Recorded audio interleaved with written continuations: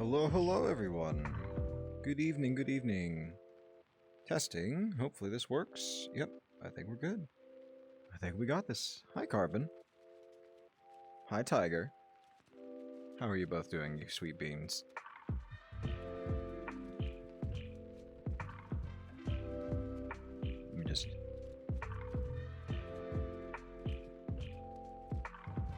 Well, hello there. It's good to see you all. Hope you all have had a good week so far. Let's get right back into it. Good to see you all. Oh goodness, here we are. Here we are. The first official WahCast. WahCast? I think that's a good idea. I think that's a good. I like the name. I like the name. I don't know about you all, but I like it. Here, we're gonna move you all up here real quick. Hi. Hope everyone's having a good night so far. Just chilling? That's good to hear. That's good to hear. That's good. Yeah, that's what we like to see. Let's hop to it, shall we? Yeah? Actually, hold on. Where did I put hold on. Where did you go? Hello? Yeah. Okay, we're good. We got it. We got it. One moment, you have business. Okay. Take your time. Not going anywhere. At least not for a few hours, so.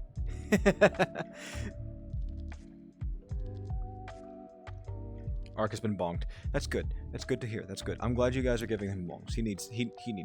He definitely needs them. Make his brain less smooth. He needs more wrinkles in that brain. But hello yeah, there. well, hello there. Peach, hi. Hello, you sweet Prince bean. is now following.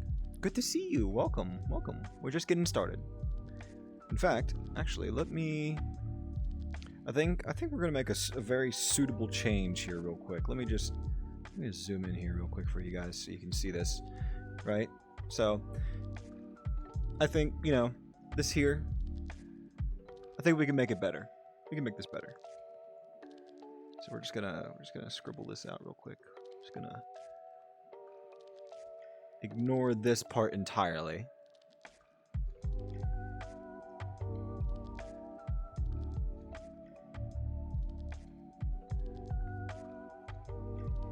I think that looks a lot better.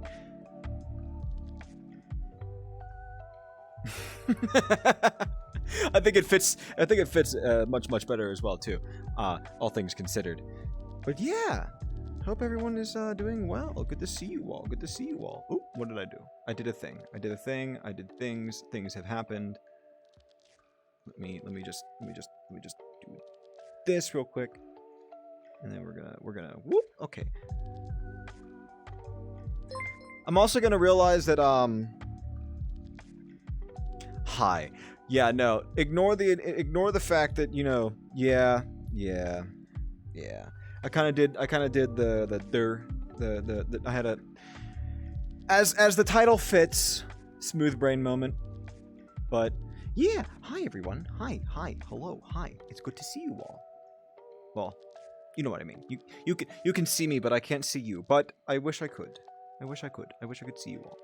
But yeah, we're back. We're here. It's the second week of me doing this, but technically it is the first official weekly WahCast. I like to think that's a good title for it, if you will. But yeah, so we got some stuff planned out, things that I'm going to go through and talk and everything like that. So sit back, relax, grab yourself a snack, grab yourself something to drink, water, something else. Coffee, tea, vodka, doesn't matter.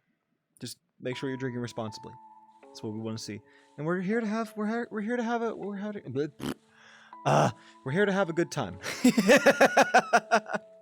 So yeah, let me just assume the position. It's okay.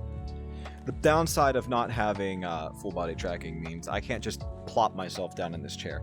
I have to do it manually, which is kind of I guess, but the struggle is real, but it is temporary because we're working towards it, everyone. We're working towards getting we're working towards getting full body, and eventually I hope we get there soon. So yeah, but Christmas, let's see, Christmas is right around the corner.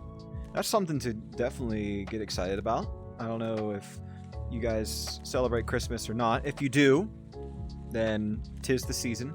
But if not, I just hope you have a good time regardless. But yeah, we're here. We're gonna go over some things that I want to try real quick. So for those of you who don't know, there is a app that you can download. I think you might also be able to do it on your computer. I'm not entirely sure, but it is called Telonym. And basically what it does, it allows you to send question. You can type up a question, and it sends it to yours truly.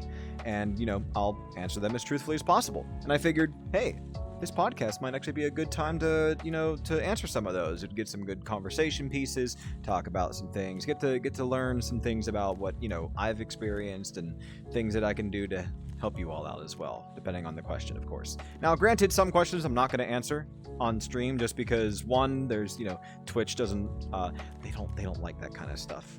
But secondly, I try to keep things, not so personal to the point that you guys are kind of getting a little bit of an exposure there, but yeah, no, just I won't name names or anything if you ask me specific.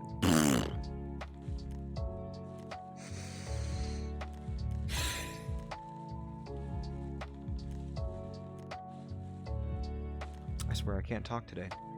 Of course, the one day that I want to actually do this thing where I talk and everything, and I want to do the thing of talking, happens to be the one day that I just can't talk today. I just bleh.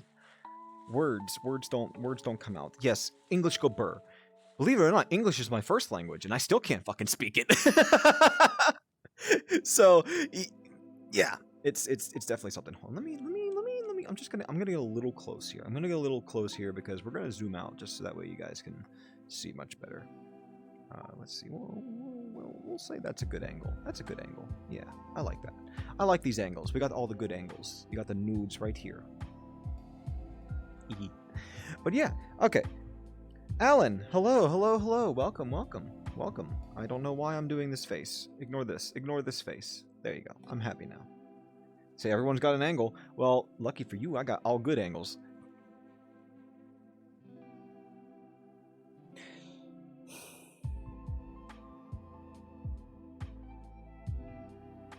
There's times that I really wish that I didn't say certain things.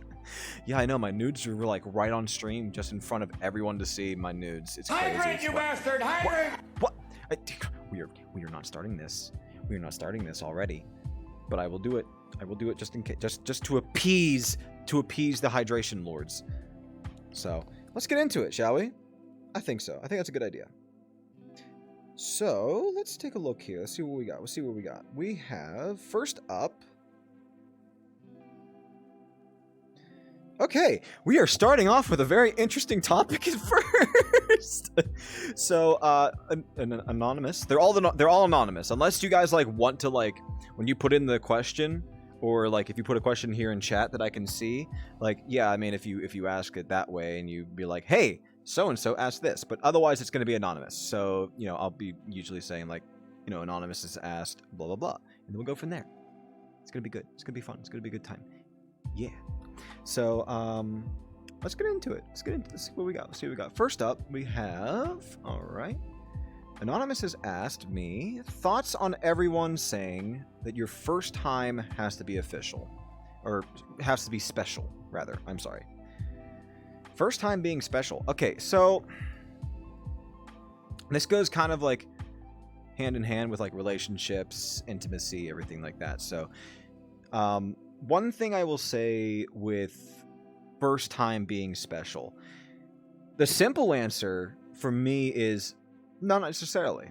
In fact, having your first time be the special one can sometimes actually give you a skewed mentality of what to expect out of that situation. So if it's with a long-term partner, a short-term partner, a one-night thing, whatever have you, friends with benefits, I would personally say that your first time, not necessarily, doesn't have to be the most special thing in the world. I mean, Hollywood does a really great job of like creating a fantasy of what the expectation of, that time is. But yeah, I know it's a very interesting one off the bat. Like I don't control when these come out. I'm basically going through the list. I go from oldest to newest because I want to answer the ones that I haven't answered yet. So, but yeah, no, I would definitely say I'm not a professional whatsoever. I would not. I just want to like preface that with I am not a professional. The things I say you can take into consideration, but do not take what I say for like literal. I mean, I'm gonna help. I'm gonna give advice. Because just basically from what I experienced and like things that I've personally gone through or have helped friends through or have seen friends go through, and just situations to kind of avoid if it's a bad situation or a good situation to kind of lean yourself towards. If anything, I'm here to give advice. But in no way am I like legally contracted or obligated or any kind of licensing to be able to give like that kind of thing. So yeah. With that being said, yeah, first time, no, doesn't have to be special. In fact, I would actually say it'd be better off for someone if their first time wasn't the most magical thing to ever happen. Because as I was kind of getting into earlier, Hollywood does a great job of making that kind of interaction a lot more flashy and a lot more, what's the word I'm looking for? I don't know what the word I'm looking for is. It's a lot more fantasized than what you would expect out of it. But guaranteed, some answers will be wrong, but they will all be sincere. You're goddamn right. Wait. Yeah, no, I'm not. Yep, no. Yeah, you're right. You're right, Carbon. You're right. No, I definitely agree with that. But yeah, no, it's definitely something to consider. Because if you think about it, if your first time is the greatest thing to ever happen, where does that leave the rest of them? If the greatest point is the first time, and let's say it's a short-term partner, or just not even a partner altogether, it's just someone you might be hooking up with, or anything like that. It's something to consider, because then you go to the next person, and maybe that next person doesn't exactly do it the same way, or doesn't do certain things the way that the first time went, and if it can create a sense of false expectations. And I can understand that can cause tension down the line for both yourself or whatever partner that you're with. So there you go. There's my answer for the first one. I think we're on a good roll so far. I would think so. Yeah. Also, if you noticed, I have changed the sign. I've made it a little bit more fitting because, granted, yeah. First time is a lot of time awkward for both sides. Yeah, I mean, even if both sides aren't new to it, maybe it's the first time for one person, but the other person has been, they've done this for a long time. It can still be awkward because it's still a new experience. It's something new. It's something unknown, and we as human beings, we're hardwired to not trust the unknown or the unexpected. So yeah, it definitely has a lot of tension, a lot of awkwardness, and it's a lot of trial and error. That's one thing that, like, if there's one takeaway that anyone can get from my advice on that sort of intimacy, is it's never, you're gonna have good times, you're gonna have bad times. They're not all going to be amazing. They're not all going to be how you see in Hollywood or even on certain places. All that stuff is choreographed. It's pre-planned, it's predetermined. They routine. There's routines and everything. They rehearse it and everything. When you're in the moment and you have those emotions running, you know, the tension's high, and you said, fuck it, we're just gonna do it. There's really no planning that ahead. Anything can happen, and the important part is, one, obviously respecting each other's boundaries. If everyone's comfortable with everything, you know, consent is something that you have to be okay with, like that. And as long as both sides are comfortable and both sides are feeling the emotion and enjoying their time, then it doesn't necessarily have to reach a point necessarily. Just as long as it's something that both people enjoy, or more than both people, you know, who knows? Maybe you do that thing of, you know. I'm gonna move on. We're gonna move on. Okay. So next up, oh great. Oh, we are going 180 on these questions here. I like it though. I like it. It keeps me on my toes. The next question here is, what is something that you have regretted recently? Oh, goodness. Something that I've regretted recently. I mean, it depends on how far back you're considering recent to be. For me, really, I would say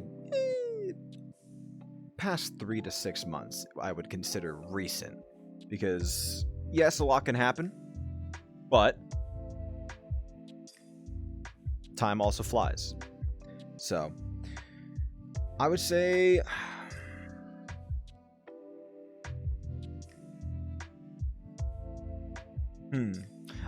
there was a time where I was, you know, kind of, you know, chatting with some people, and, you know, like things were going along, steps were being made, progress was being made, relations were being developed and built upon and everything.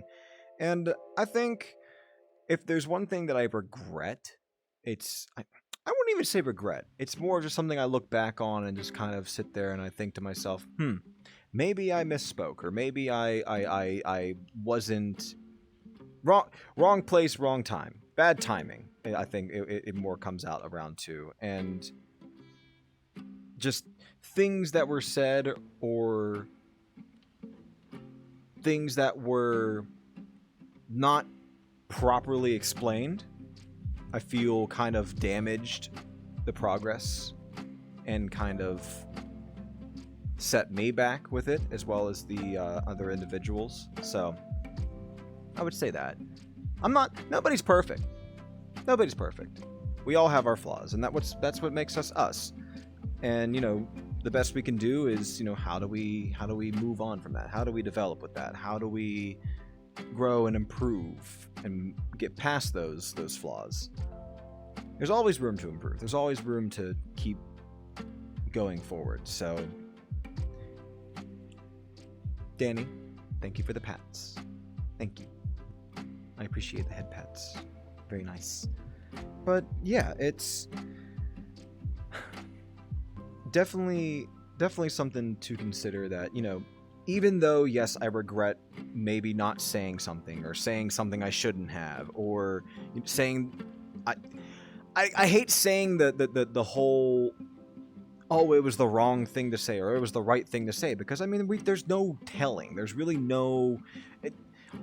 Hindsight is 20/20. We can see completely clearly when we look behind us of the things of, oh shit, maybe that wasn't the right thing, or maybe that was, or the wrong timing and everything. But going forward in the present, as it's happening, unfolding live, as, you know, like this right here, you can't really predict that, and you can't sit there and, you know, struggle over the, ooh, maybe this isn't it, maybe this is, maybe I should, maybe. What ifs and maybes, those are what get you. What ifs and maybes can be one of the most detrimental things to your progress. If you something I've learned is if you base all of your decisions off of what ifs and maybes, you'll never get a certain answer. And oftentimes when you do get that answer, it's not really the answer that you're looking for per se. But if that makes sense, I don't know. We're like I said, I mean, just saying. But yeah. Let's see. What we got? Ooh. What is something you would have liked to have inherited from a parent, but you didn't? Okay, so that's an interesting one, actually, because I have inherited many things, personality traits and physical appearances from both, equally from both my mom's side and my dad's side. I would definitely... Yeah, Tiger? Yeah, Tiger? Tiger. Listen here, you. You listen here, right? Why is this not... Zoom. You listen here. I'm watching you. You keep that up. You see what happens. You keep that up. You see these teeth? You see these teeth? I chomp. I will chomp. Ah! But no, I guess... What are you doing? What is going on? Did you inherit their stink or just... Listen, you guys. Listen. No, but I mean, like, I'll put it this way. I definitely, like, appearance-wise, I definitely take after more my mother's side. That is 100%. 100% true. In terms of, like, personality, I am kind of right down the middle. There are some things that, you know, my dad is like that, you know, I've kind of taken after. There's things that my mom's like that I've taken after. But something that I wish I inherited...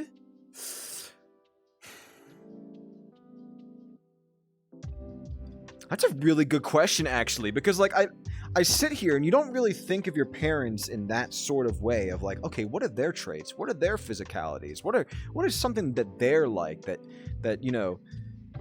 You don't really look at your parents and think in that perspective of, you know, like, what do they have, you know, that, like, has kind of fused together to, you know, create you. And it's like, it's a very interesting perspective to look at. I would say, if anything, maybe not some, maybe I'll answer it with this. I'll say this. I wouldn't say that it's me wishing that I had inherited something, whereas something that I wish I didn't inherit. As much as I understand, you know, like, and this might just come from, you know, personal experience growing up and, you know, the difficulties of it. But I mean, I have learned to live with my ADHD and, you know, the brain go burr kind of moment. I'm trying, guys. I'm really trying tonight, I swear. Oh, goodness. But I would say maybe that, because I think I'm pretty sure, like, I get a little bit of, like, the social anxiety. Definitely the introvertedness comes from my mother's side. But that paired with my dad's side, having the ADD, attention deficit, and everything, I think I would say, like, those two things clashing together, it's fun because you want to be, like, energetic. You want to go out. You want to do things. You want to constantly do things. You can't really sit still. But at the same time, crowds scare you, and people scare you, and interaction scares you, and you're just like, wow, look at me. This is a conundrum. There's your word for the day, conundrum. But yeah, I think less so of something in my parents that I wish I inherited, more so something that maybe I could do without. I don't know. What do you guys think? It's definitely quite a mix. It's definitely a mix. Social anxiety plus ADHD, two things that you would not expect to mix well because they don't. So, yeah, no, they yeah, no. It's definitely something crazy to do. But it's definitely a mood. It's definitely something to kind of go about. What is something? Okay, we'll move on. We'll keep this rolling. We'll keep the ball rolling. I think we're doing good. Maybe. I don't know. I might run out of questions. I'm gonna try and not run out of questions. I mean, there's a lot of questions to go through, but at the same time, I'm here to also chat. As I mentioned earlier, it is almost Christmas. It is currently what is the day? What is today? The 14th. 14th. So what? 11 more days?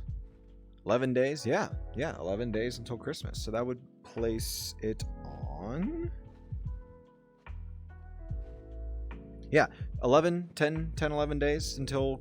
10 days till Christmas Eve and 11 days till Christmas Day. It's a lot to think. I mean, for me, this year has...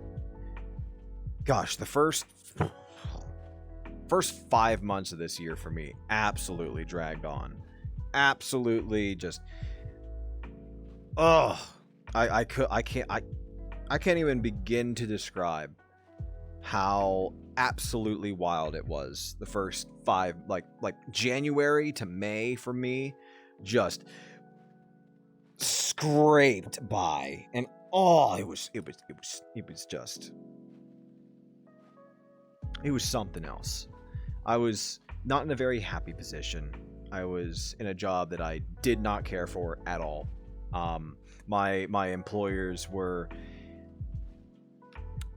to put it nicely, not the best type of people. Very much not the best type of people. So we'll leave it at that. We'll leave it at that, and with a little footnote of they cared more about money than they cared about their own employees. So you could probably fill in the gaps about what kind of place that was to work in. But yeah, no, I mean, on the plus side, I have my own house. So, it's a house. I'm currently sitting in it. I'm sitting in a virtual chair while I sit in an actual chair talking to people both on the internet and who also actually exist. I hope. I hope you're not all AI. This would be a very interesting simulation if so. But that being said, it was an interesting time because prior to moving in and getting all that done, I was cooped up in a basement at the in-laws' house with my fiance and everything like that. So yeah, it was interesting. So pretty convincing when you met me. Listen, there's a lot to go on. There's a lot of things in terms of being, I don't know what the word I'm looking for here is exactly. But yeah, no, it was a good time. As the year went by, come April, I heard about this crazy thing called VR chat, and you can kind of see where that turned out. Yeah, it's been a year. It's definitely been a year. 2022 may not have been, our year, quote unquote, because I know a lot of people are just, this year's been rough on a lot of friends, a lot of family too. It's been a year. There's been a lot of ups and downs, a lot of good, a lot of bad, a lot of in between, and just ultimately, I think one thing that everybody here can say unanimously is goodbye 2022. We are way past dealing with you, and we will show you the door. The door is, there's no door. There's actually no door. It's just a corner of a room. There's no door here. This is a metaphor. But yeah, it's definitely been a crazy year. Definitely a crazy year. Lots of good, lots of bad. I mean, I won't get into the bad because maybe this might be a question that might be asked, and I might have to get a little sappy. So we'll see how that goes.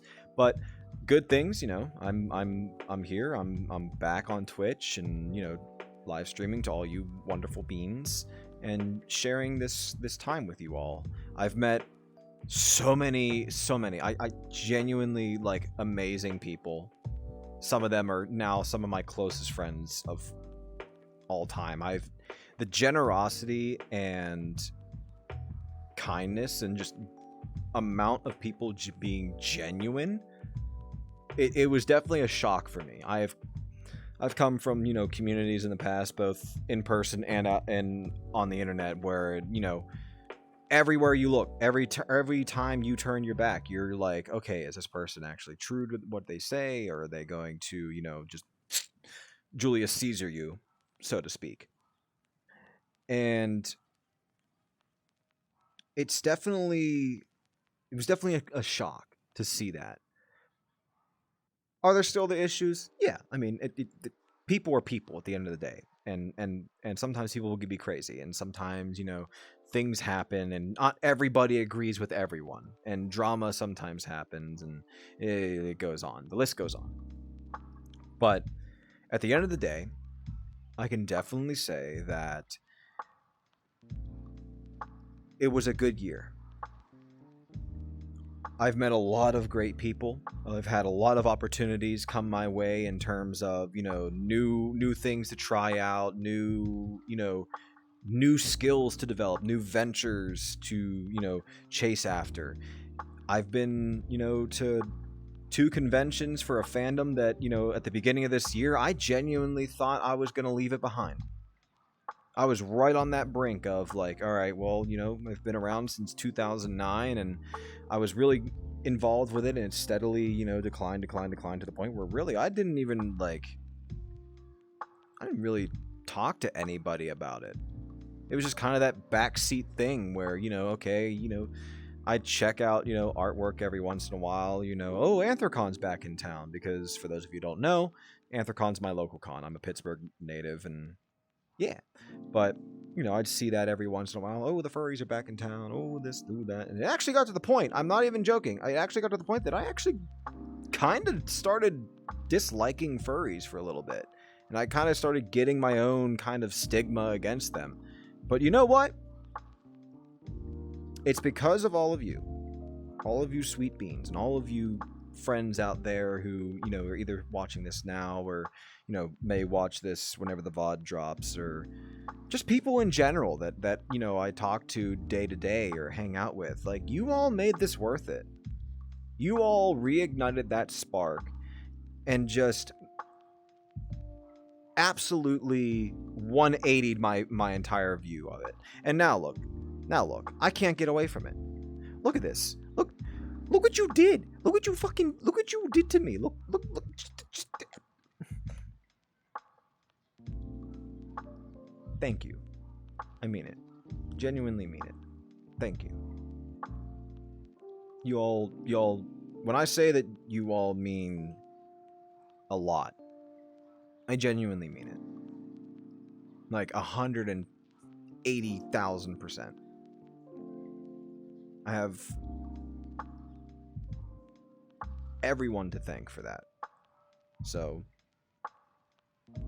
yeah.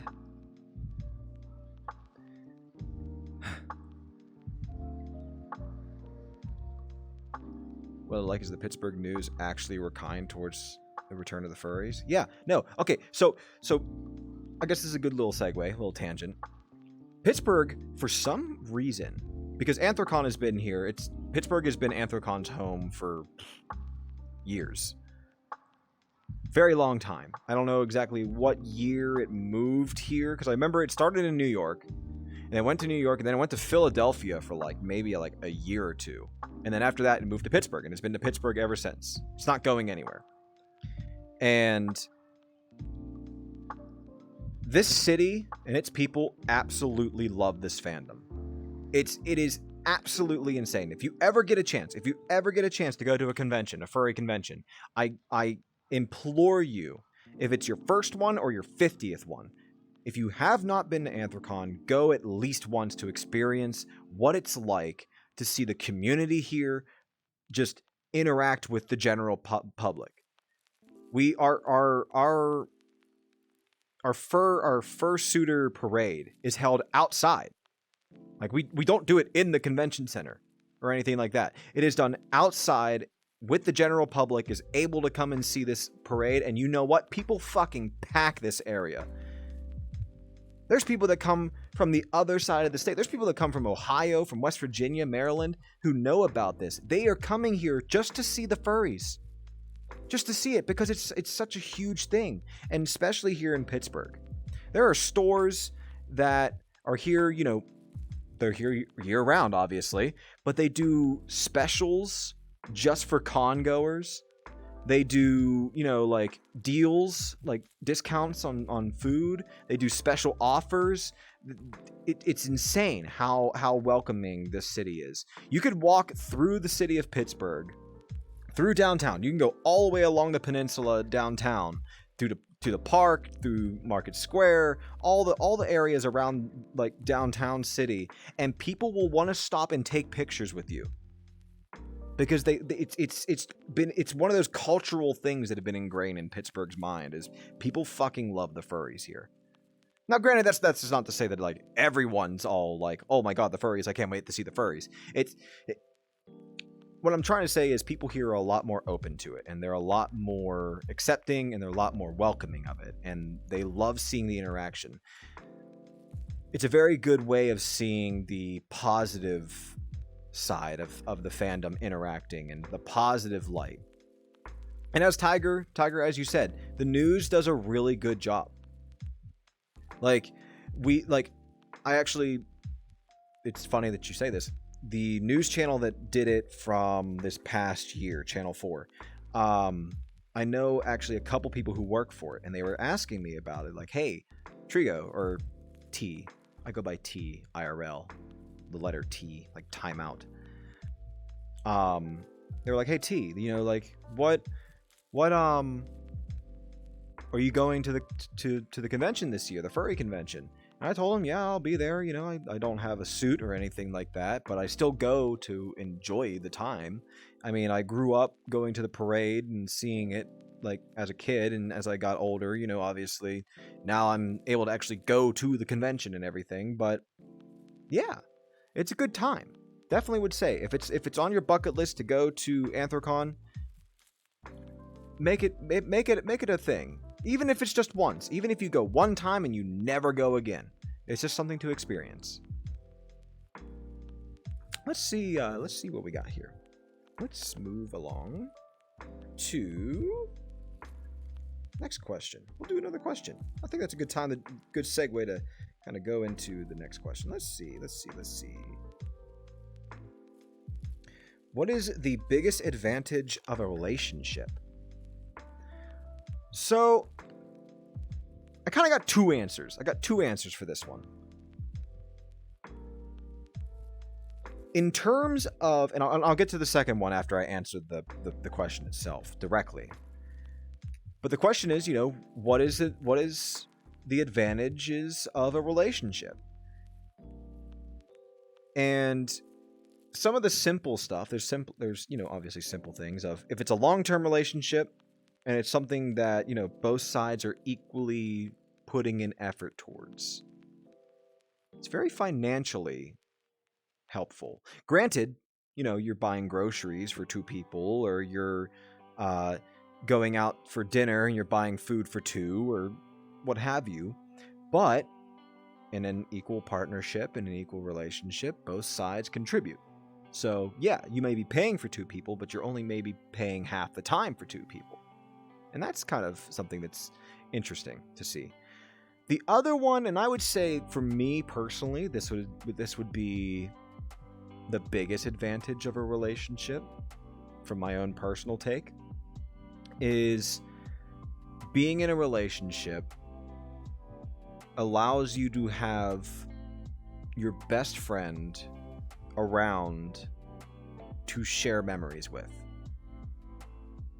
Some of your best memories that you'll ever create. And you have that one special person to share that with.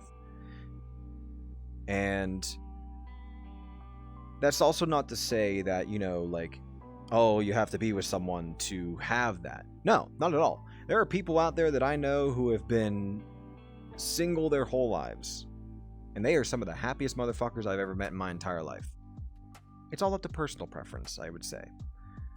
Everyone has their ways. Everyone has their... What's the word I'm looking for? There's a word. Everyone has their preferences on how much space they have, or how much, personal time to themselves, or how much of that they want to dedicate to another person. And then that all comes down to, it comes down to personalities. If you click well with someone and that person is, they end up becoming your long-term partner, and, maybe even the last partner you ever have for the rest of your life. If that's the one, that's the person that you stick with from the day you guys meet to the day you both, depart. It's... The biggest advantage is that is someone who you have all the time in the world to create as many memories as possible. And the best part is you get to share those memories with each other for the rest of your lives. Good, bad, everything in between. No relationship's perfect. I don't think... I would actually be more concerned if someone tried telling me that their relationship is perfect than someone who openly admits that, yeah, no, there's flaws in it. We don't always get along. We butt heads every once in a while, It's natural. It's natural to not agree on everything 100% of the time. So keep that in mind too. That's a little Trigo relationship advice. But yeah, that's a good one. I like that question actually. This one's an interesting one. How to quit smoking. So there,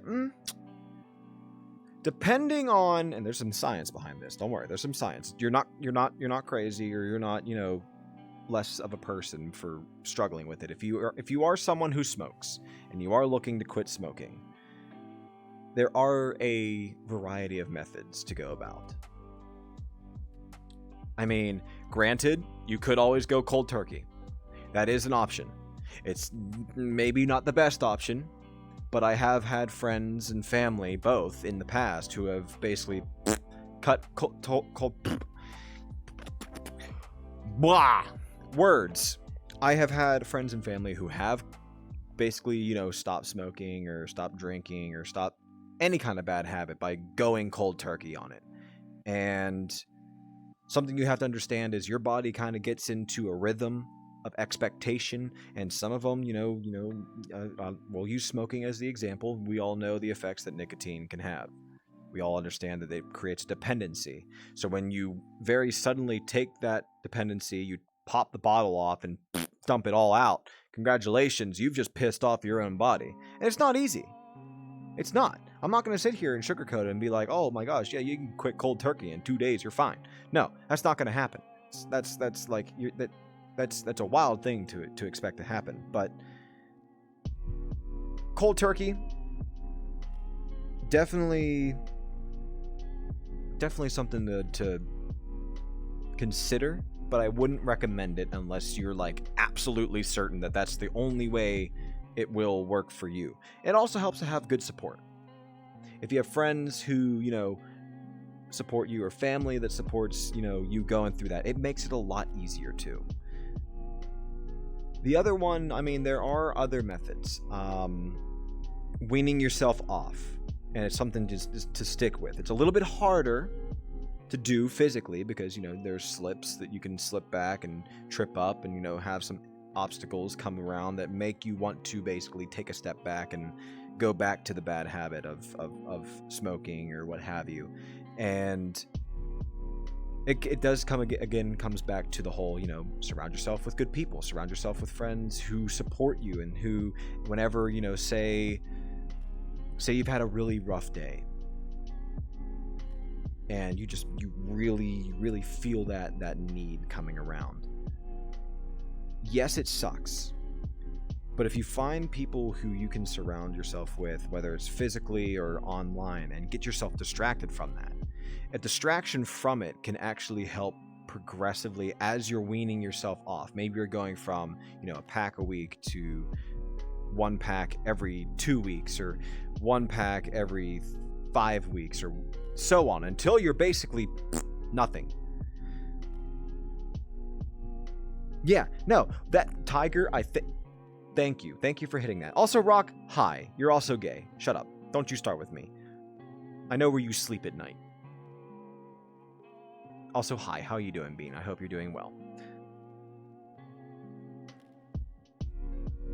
But, yeah, no, Tiger, you basically hit it on the head pretty damn well. Of, you don't quit for someone else. Quit for yourself. Because, yeah, we're doing it. So this is so basically we're every Wednesday.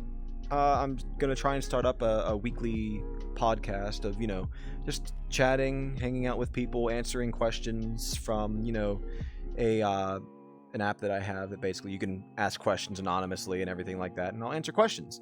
And also, eventually, I'm hoping if people are interested, I have another chair here, so I can always have a co-host or a guest speaker come in and talk for a little bit, either during the whole thing or just in general.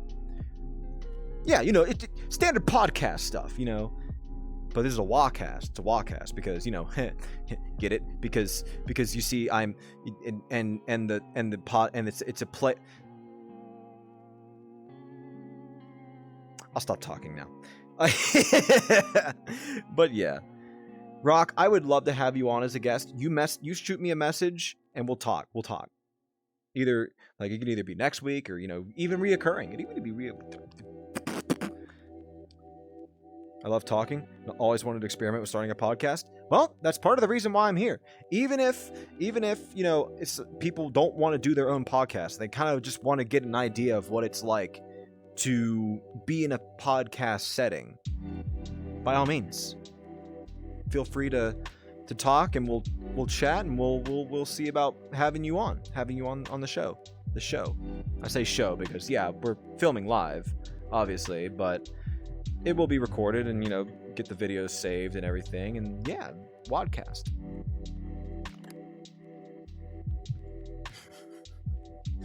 Let's see. Ooh, this is a good question. This is a good one. I think I might actually have some group participation with this one, because I'm interested in hearing what you all have to say about this one. Hi, Cessno. Good to see you, Bean. Hello. So the next question here that the next person has asked is, what is a fond memory that you have from your younger years, in this case specifically kindergarten? So for me, I've been known to have a really good memory. And yes, despite the fact that I'm nearly 30 years old. Shut up. I know I'm old. Shut up. I know what you're thinking. Shut up. Stop it. Stop. No, I don't care. Look, despite my age, my memory is probably one of my greatest things that I will borderline brag about. And along with that, you have, I do have a few good memories from kindergarten. For those of you, some background. This is background time. I'm older. You shush. I'm not gonna shush. You can't make me. You can't make me. You can't make me. You can't do it. You can't. I'm over here and you're over there. You can't make me. Anyways, regardless, sorry, that was a little tangent. But kindergarten for me, I grew up in a small school. And when I say small school, I mean my graduating class, including the 9 the 9 or so homeschool kids that were in the area of the school district, including them, we had a graduating class of 86. So, small rural, damn it. A small rural school, and, everybody knew everybody.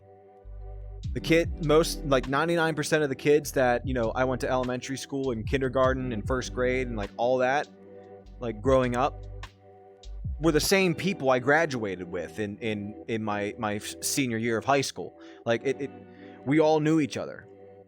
So it was definitely an interesting thing. We had one school for each. We had one school for elementary, we had one school for our middle school, and then, one for, high school. We had 3 schools.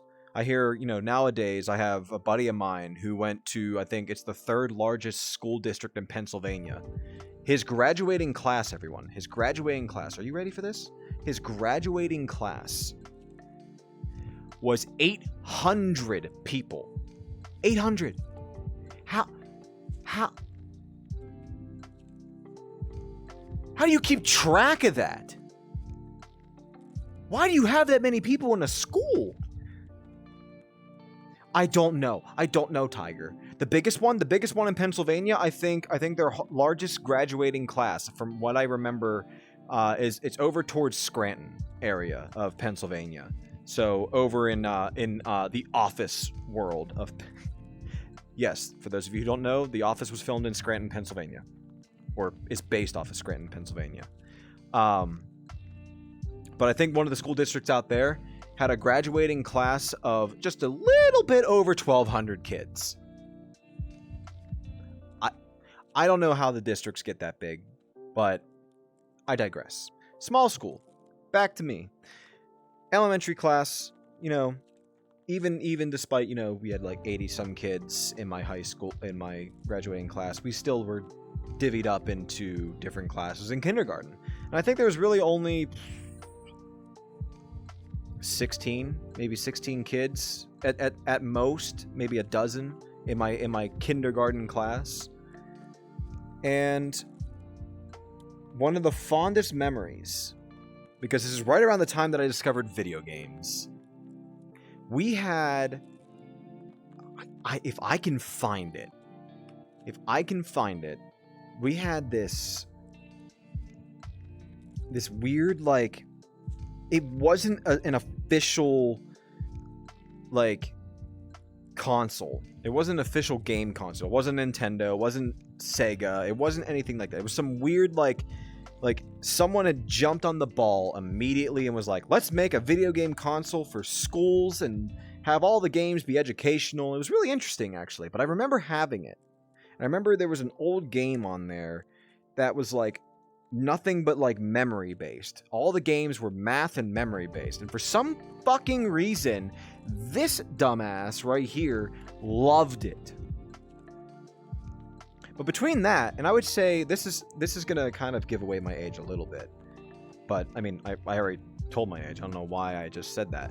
Well, anyways, growing up in school from kindergarten onward in the early 2000s. I mean, like, my kindergarten year was 2001. So, yeah, you could probably fill in the gaps of, what kind of world we were living in back then. That is 21 years ago. Oh my god, that was 21 years ago. Shit. Well then, that's interesting.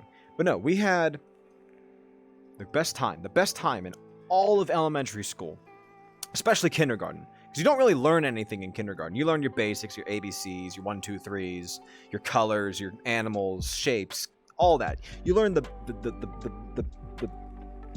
core concept of everything else that you're going to learn in your life. But the one thing, and I hope a lot of you out there are also on board with, like, experiencing this. The one thing that everyone looked forward to was the day we got to go down to the computer lab and we played. We played Carmen Sandiego. We played, what was it? Pajama Sam, I think. Putt Putt, like the car, not the little putt putt golf. There was a purple car, or was it yellow? It was purple. It was a purple car named Putt Putt, and oh my god, as a kid, those games. Freddy Fish, I think Freddy Fish was another one, and they were all like, all the games, they were still very much like, they were all educational games, but they were fun. You were playing these games and you were learning as you played, and like not just like the skills of hand-eye coordination and everything that comes with now the studies that have been shown with video gaming, but like you were learning math, you were learning vocabulary, you were learning all kinds of stuff. And like there's pictures that I've seen on the internet circulating, and so it's like, how people sit there and they say, oh, this unlocked a memory that was sealed away in the vault that I completely forgot ever existed. There have been some things that have triggered that I just remember like going back to. But I would also say, like, the other big thing that everybody looked forward to, all the kids that I knew in my school, was the Scholastic Book Fair. Let me tell you, you want kids, you want grown-ass adults to get excited about books again? Make a book fair. An adult book fair. Put some really good books out on a shelf, stack them in really cool ways, put nice pictures on the front of it, and you know what? Since we're all adults here, for those who are 21, put a damn bar over here. Get some spiked coffee or something so I can sit there, drink, and read, something interesting. I don't know.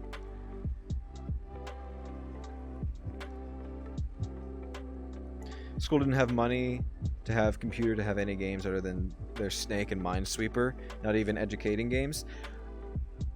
So I understand. That's definitely something that I would say is like, my school, yes, it was a small town school, but we were one of the more luckier school districts to actually have some like sense of income for how small of the population it was. It wasn't anything like, these big city schools. Like I a few years ago, whenever I was working pre-COVID, I was working for a company when I was in construction for a brand new high school, and I'm talking this school. Like I grew up in the age of overhead projectors. They'd wheel it out on a fucking cart, and they'd put the clear sliders down on the thing, and it would project onto the thing. No, they got fucking they got these like LCD boards, smart board things that like you can like write your name on it, and it translates it live. Like in language classes, I wish I was making this up. This thing it is the coolest fucking thing that they were explaining to me when I was out there.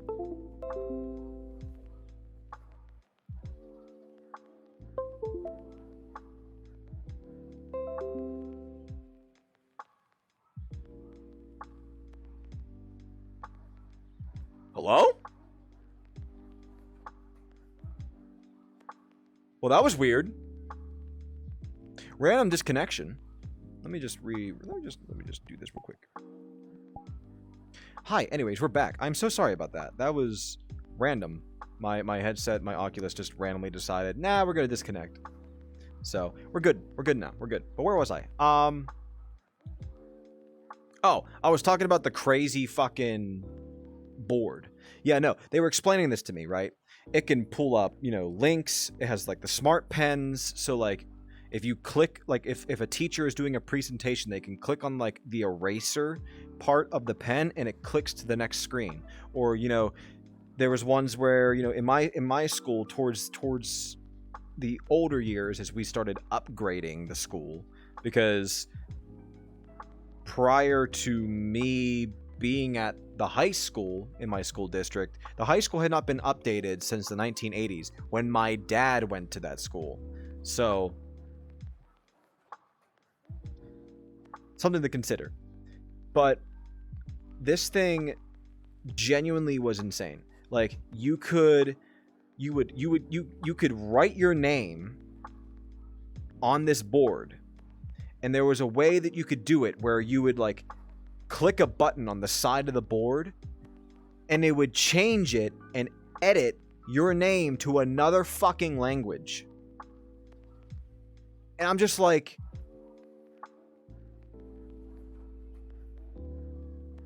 mind blown, like stuff like that. And it's just school education nowadays, I'm really happy to see is progressing with the times. I mean, when I was younger, it was you had to pen and paper, you wrote in your notebook, everything like that. That was it.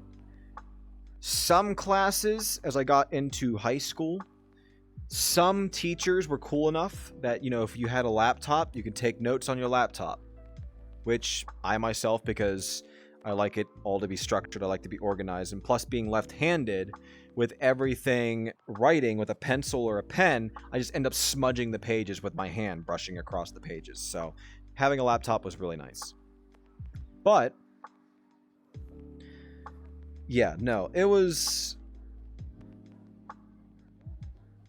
interesting growing up in school, in a small town school. You know, I tell people all the time, I'm like, hey, I graduated with 80 some kids, and they're like, I had 80 some kids in my class.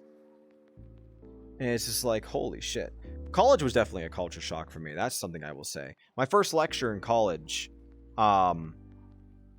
was a massive biology lecture.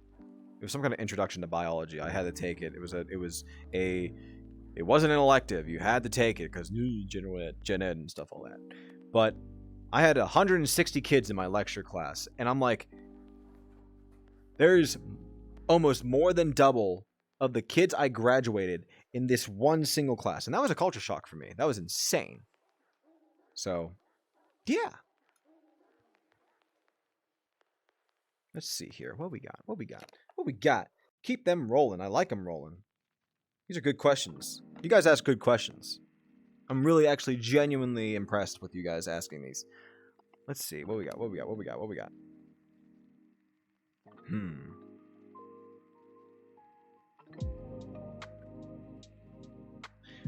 A lot of these are relationship oriented. That's something I'm noticing as well. What do you think about marrying your first love? Okay. Now this one's gonna have a little bit more of a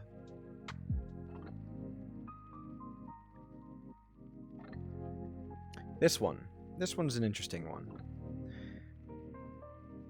School tech integration, okay. School courses structured to be actually useful in life, meh. Yeah, no. I definitely am one of those big advocates of we need to completely restructure how we teach kids in school. The hyperfixation on standardized testing and just testing and testing and testing and testing, and then booking your fucking curriculum around the testing is the most ass-backward way of trying to teach kids nowadays, and I don't understand why it's such a big concept to grasp, but I digress. But the new question, is what is your thoughts on marrying your first love? Now, everyone here, I'm sure, has heard of, you know, the story. They've either had it happen in person to themselves, or they've heard, you know, maybe their parents talk about it, or their grandparents talk about it, or someone has talked about it, of the high school sweethearts. They meet in high school. It's love at first sight. 50 years down the line, they are still together. They're married, they have kids, they have all that. They've traveled the world together, what have you. I think that's an amazing thing. And I genuinely consider those people, yes, definitely rare, Tiger. But I definitely consider those people very lucky on the draw of, hey, that one person that is your forever person, congratulations. You got lucky on the first one. But as happy as I am for those people, I would say my personal advice, there's other people out there. There are nearly 8 billion people in the world right now. 350 million just in the United States alone. That's a lot of people. That is more people than some of the most famed movie stars, some of the most influential people in the world. The Pope won't even meet that many people in their lifetime. They won't even pass by that many people in their lifetime. And granted, you could say, obviously, you narrow that down by, age. You narrow that down by, if you are straight, you're the opposite gender. If you are LGBT, that could be, same gender, any gender, there's varying numbers in that, obviously. And it comes down to, at the end of the day, of the billions of people, at any given point in time, there is one individual that is out there who is a perfect fit, or as close as a perfect fit. But we as people change, so that number moves around. So whereas, yes, there may only be one person at any given time, that one person changes from time to time to time to time to time. And, maybe things happen, paths cross, and things, go a certain way, and next thing you know, that one person happened to be the same, and you happen to be that person's one person, and your paths crossed. And look at that, a relationship. Might be a short relationship, might only last a few months, might be a longer relationship lasting a few years or, a while. It might be that forever person. So, something to consider. But at the end of the day, with that all being said, how do I see, or what is my, how did they phrase that again? How did they phrase that question? What do you think about marrying your first love?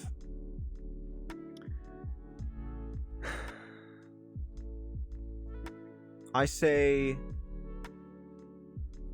if you are certain, if you and the other person are certain, go for it. Give it a shot. Any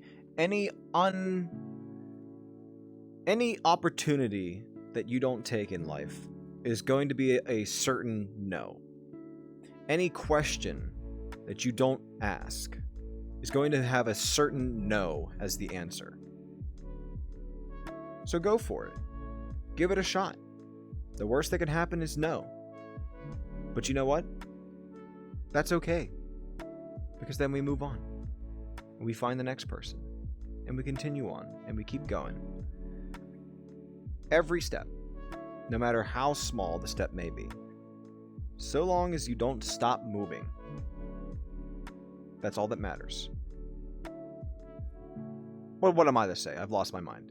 What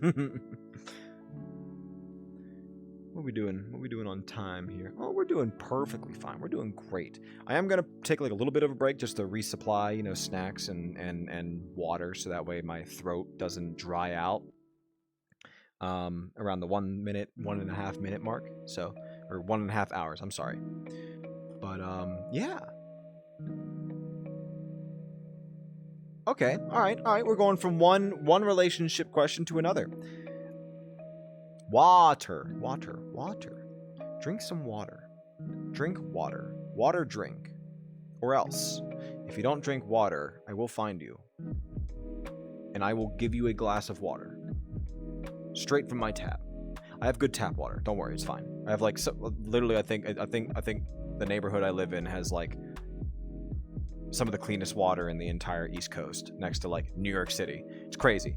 But regardless, I digress.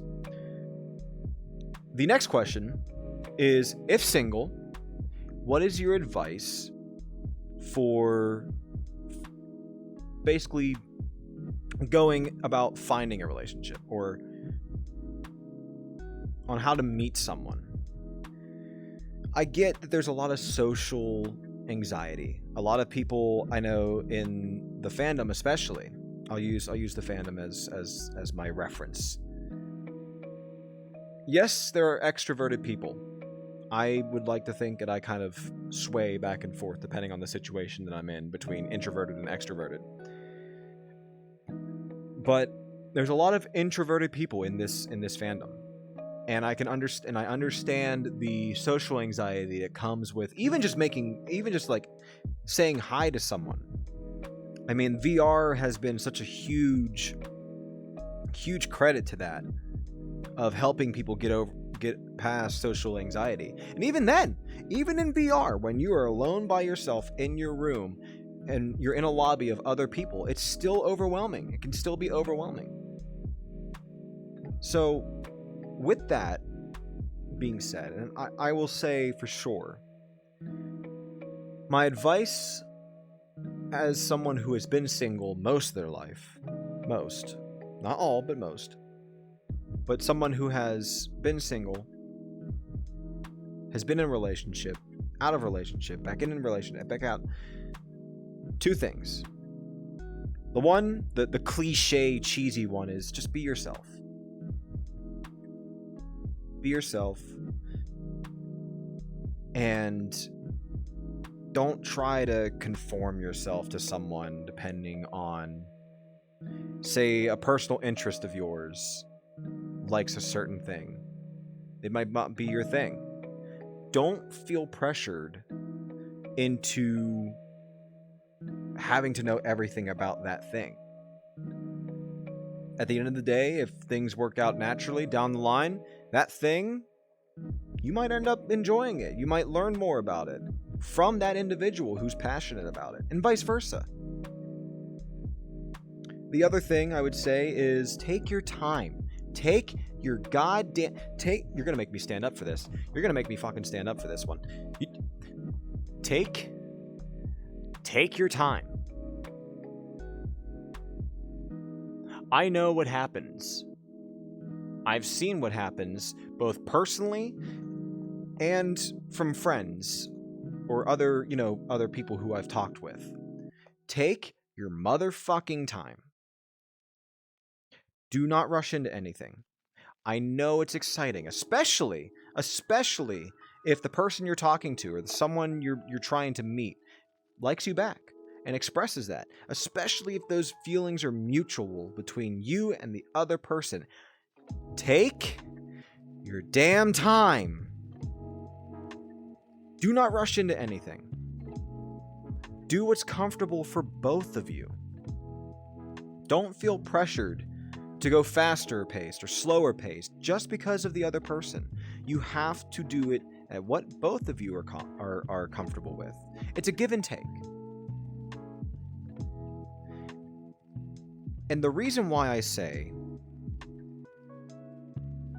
do it naturally, take your time, and keep a level headed on is because when you rush into things and you let the emotions go fucking wild, because we all know how that feels. Love is probably the strongest emotion in our entire existence. It drives us to do some crazy fucking things. I would know. I've been there. I've done the crazy things. But that being said, it's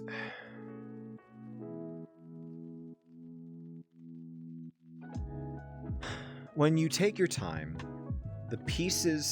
you allow the pieces of learning about the other person and learning about yourself. You allow those pieces to find the slot in which they go. And sometimes they don't fit. Sometimes they do fit, and they pop right into place. And the puzzle begins to build itself. When you rush into it, you miss those places.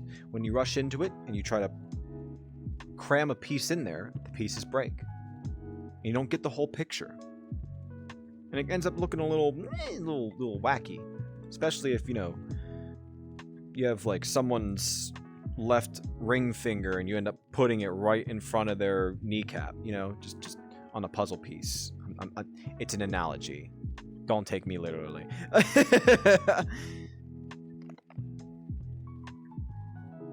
But yeah, no, it's definitely take your time with it. If you take things at a natural pace and you go at what's comfortable for you and the other person, or as comfortable as both of you are willing to compromise on, you will be absolutely amazed at how easy the pieces fit together. You will be absolutely stunned at how easy meeting someone and getting to know about someone becomes. And knowing about yourself too. That was actually a point that I wanted to make. Something that's interesting about relationships, and it's something that I've come to talk with a few friends of mine about, and it's something that it's a point that I like to make. You learn more about yourself in a relationship than you do the other person. Think about that for a second. When you're in a relationship, yes, you're learning about the other person. You're learning what they like, what they don't like, things they're passionate about, things that they do not give a shit about, what kind of food they like, what kind of music they listen to, all that stuff. But then, think about how that relates back to yourself. How do you react to that? How do you cooperate, I guess? How do you align with that?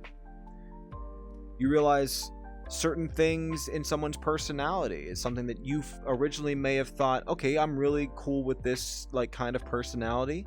You meet someone with that personality and you may realize, on second thought, maybe not. Maybe I'm not that, tolerant of this kind of behavior. Or maybe I'm not this patient with someone who has this kind of pattern, so to speak. So it's definitely something to consider.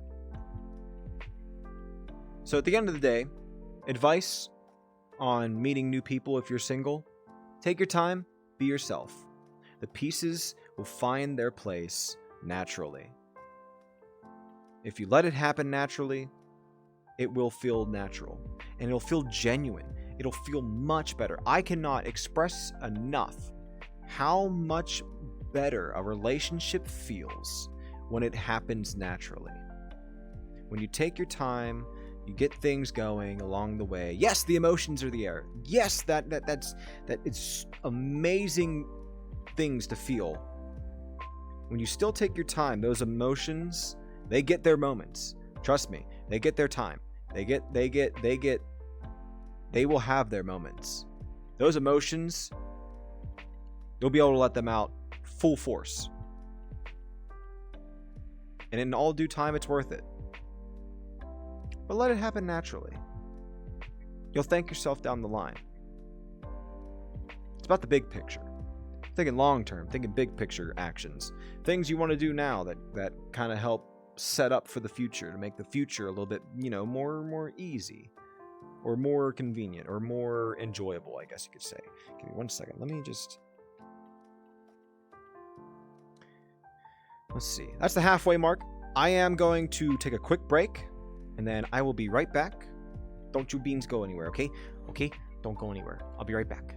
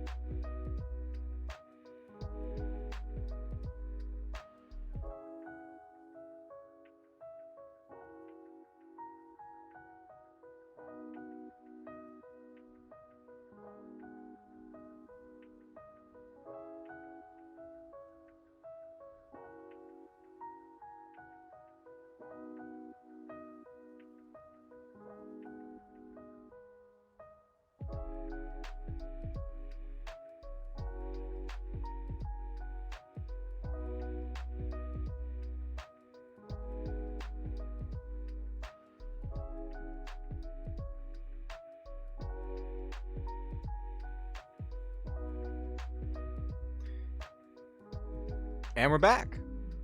Hi, everyone. I hope you guys didn't miss me too much.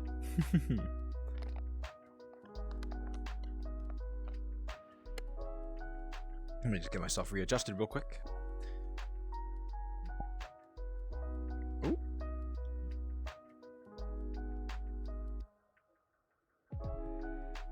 Maybe. Okay, yeah. No, we're good now? We're good now. Yeah! Okay, we're back. Hi, everyone. I got some more water, so make sure you guys go...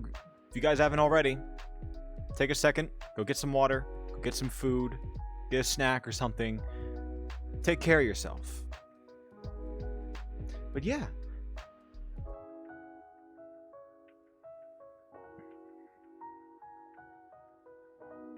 Let's see here. What we got? What do we have? What do we have? What do we have?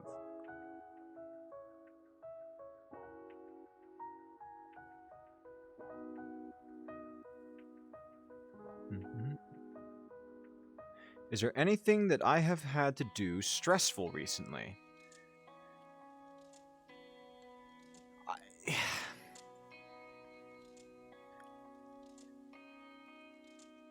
So, fun fact: everything in my life is no. I'm kidding. I'm kidding.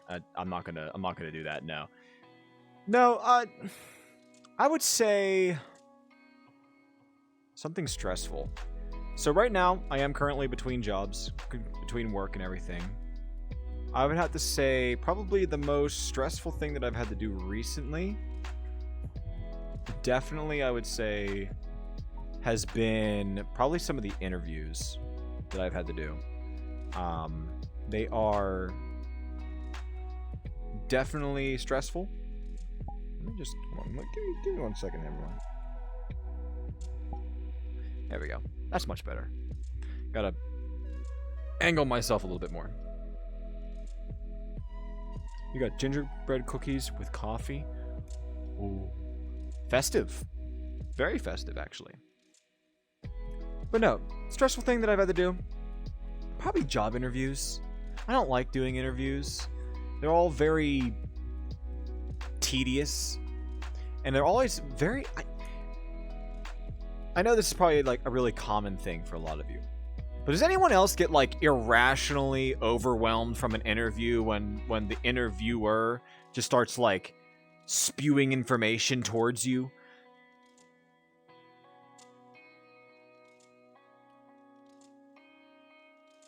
Like, I had an interview today. Simple interview. It was a simple interview. I was in and out 10 minutes.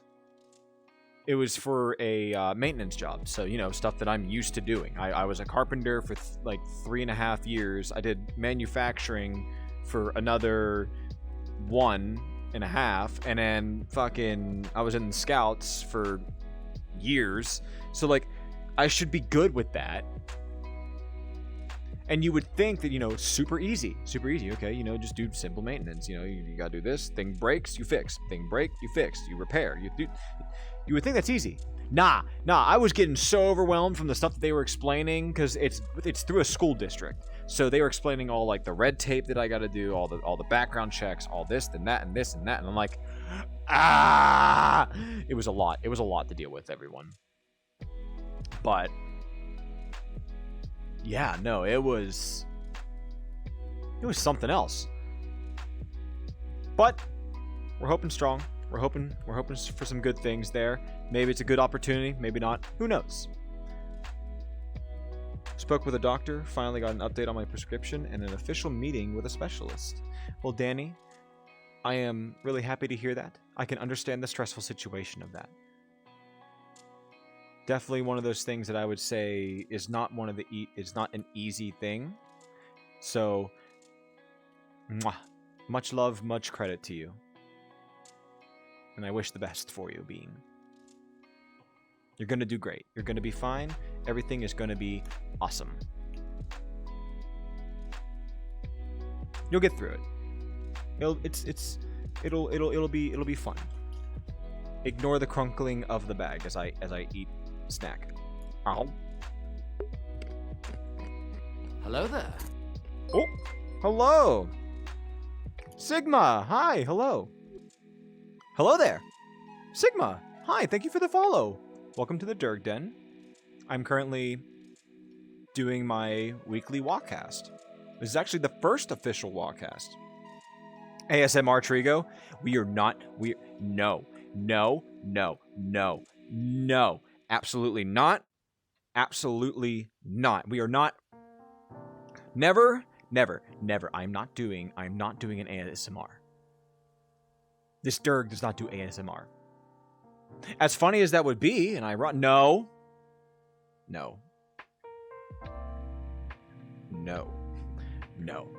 ASMR. Okay, maybe ASMR if, like, I get overwhelming demands to do it. I will do one ASMR stream. One. You get one out of me, and then I'm done doing it. Never again. So, but yeah. Maybe. I will think about it. Like I said, that might be down the line. What's the next question? What we got here? What is something you wish you could say to someone who has broken your heart? Wow, okay, I guess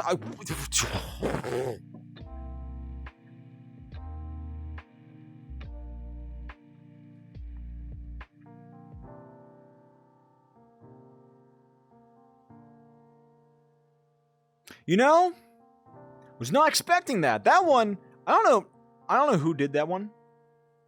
I actually don't know who did any of these questions. They're all anonymous. So I have no idea who asked that or anything. But whoever you are, holy fucking shit, I was not expecting that kind of a bombshell. Damn. That is...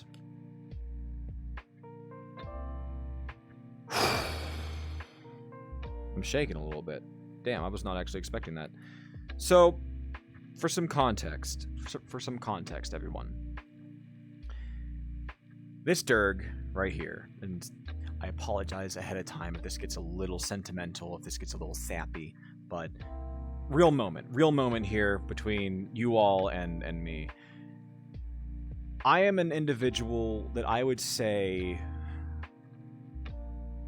I have small brain, big heart. A lot of room for forgiveness, a lot of room for, affection and love and all those things. I have a very big heart. Anybody that knows me either online or people in person,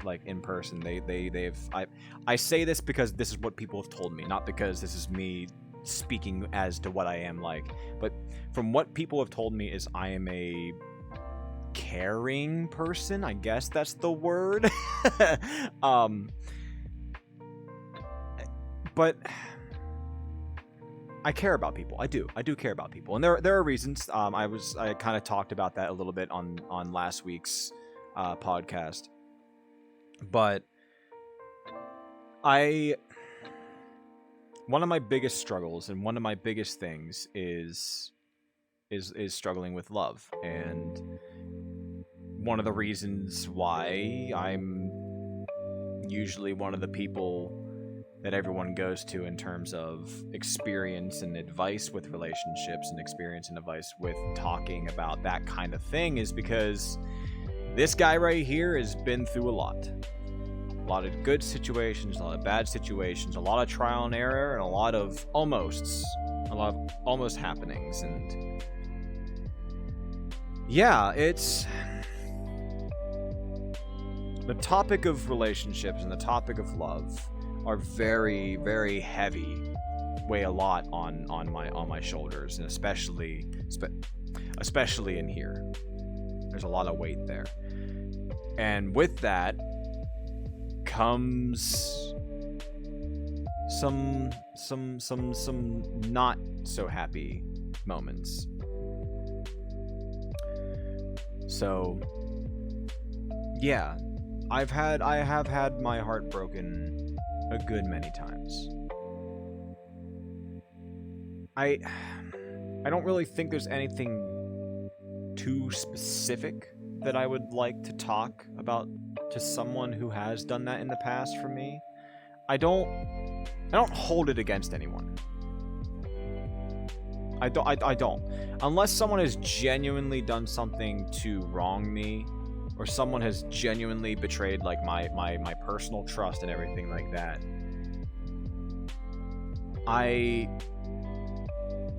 can't really bring myself to hold that grudge against them. I can't really...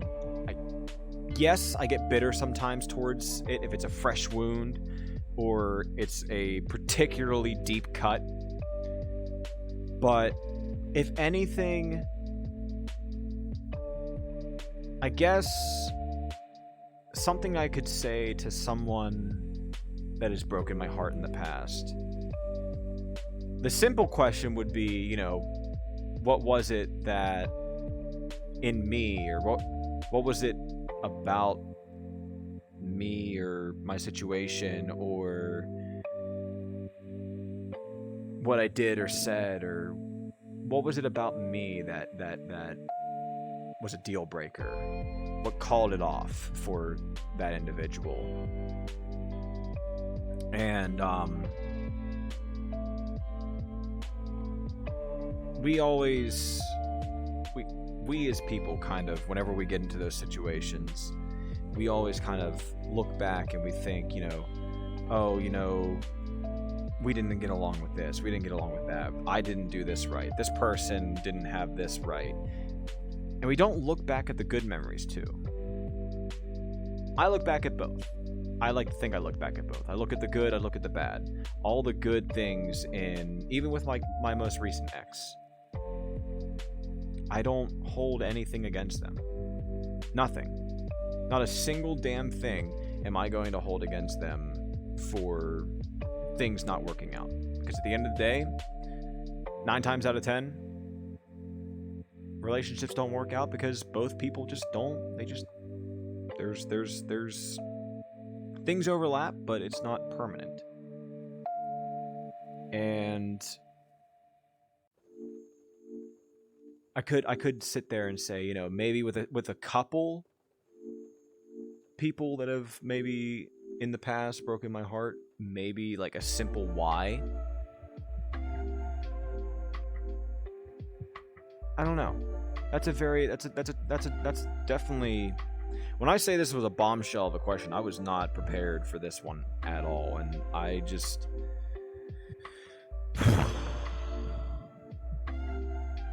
yeah. But I don't know. With some in the past, I have had that closure with. But there are those out there that, you know, we parted ways, and I've never seen them again. For the ones that I have had closure with, thank you, though.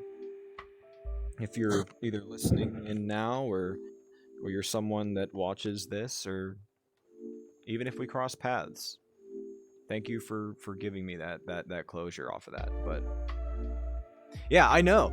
Like I got like really some of them are like really easy ones like that, but some of them, I mean, I'll tell you right now, you want good conversation, ask me a deep question. Ask me the deep questions, because we'll this guy right here, this motherfucker will talk for ages if you get me a good one. Oh, thank you for the pats. Thank you. I appreciate it.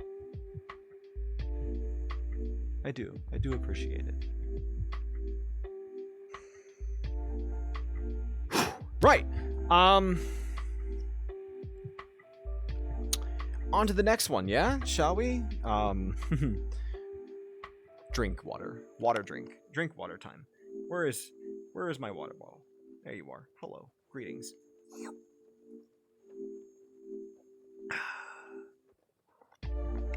Man, I love hydrating. Love staying hydrated. Hydrate to dominate. Hydrate or dihydrate. Have you ever been in love? I guess kind of the last question, but something to make note of. This is actually a very interesting point that I'll make, and based off this question. I know it doesn't really like... Yes, I have been. I've been in love before. We just kind of had that conversation. But there's an interesting way that this one is worded that I will kind of divulge some information on regarding yours truly. Something that I consider is there's kind of a tier system to how much you become acquainted with someone. Obviously, strangers are strangers. You don't know them. Maybe you talk to them maybe once in passing by. They're a stranger. Acquaintances, you know of them, but you don't really hang out. You're not really friends. They're kind of like friends of friends, or, co-workers that aren't maybe in the same department as you. And yeah, I mean, acquaintances, there's not much, but there's the potential there for them to become better acquainted, and those people become friends. Friends you like. You enjoy being around your friends. You enjoy doing things with your friends and everything like that. Your close friends are the ones you love. And this is where things for me and other people there's a little bit of a language barrier between me and other people, is when I say, sometimes I'll sit there and say, I love my friends. We do. For me, in my perspective, is I love my friends, I love my family. Maybe I have a pet, I love my pet. Maybe I have a favorite thing, I love that. A favorite hobby, I love it. We love it. We say that we love it. And you love your close friends. It's a platonic love, yes. When you start getting into relationships, you still love that person, but it's a little bit more of a romantic love. You date them for a little bit, you learn what they're like, you see what they're like, you still love that person, but that platonic goes more to romantic and more of an intimate love. But then there is the one part that kind of trips some people up when I say it. And it's the stage of being in love with someone. Loving something and being in love with something or someone. For me, those are two separate things. Being in love, and this kind of answers the question, I have been in love before, but it's only been a handful of times. There are very few people in this world that I've ever been in love with. Those people were very special people. Ironically, kind of coming back to the previous question, one of the people that I happened to get to that point of being in love with happened to be one of the people who also broke my heart the hardest. So,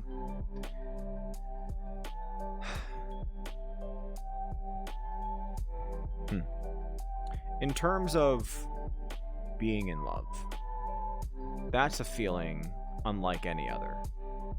That's the warmth in your chest, the butterflies in your stomach, the you think about them, you can hear their voice in your head as you read text messages from them. That kind of thing. That person, that's the kind of person you would give up everything you are for that person. That is in love with someone. That is your forever person. That is your significant other, your soulmate, your twin flame, whatever you want to call it. That is the stage for me of being in love. So, as rare as it's been for me to have reached that point, yes, I have been in love with people before. Has it been a while since I've been at that point? Maybe. It'd be nice to have that again. But, as previously mentioned, we take our time, we be ourselves, and we let things happen naturally. We rush into things, and things usually tend to not turn out the best. So, yeah.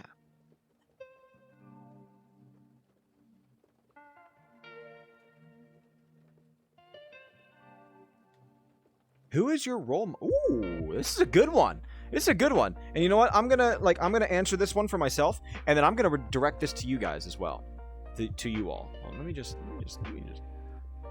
Yeah.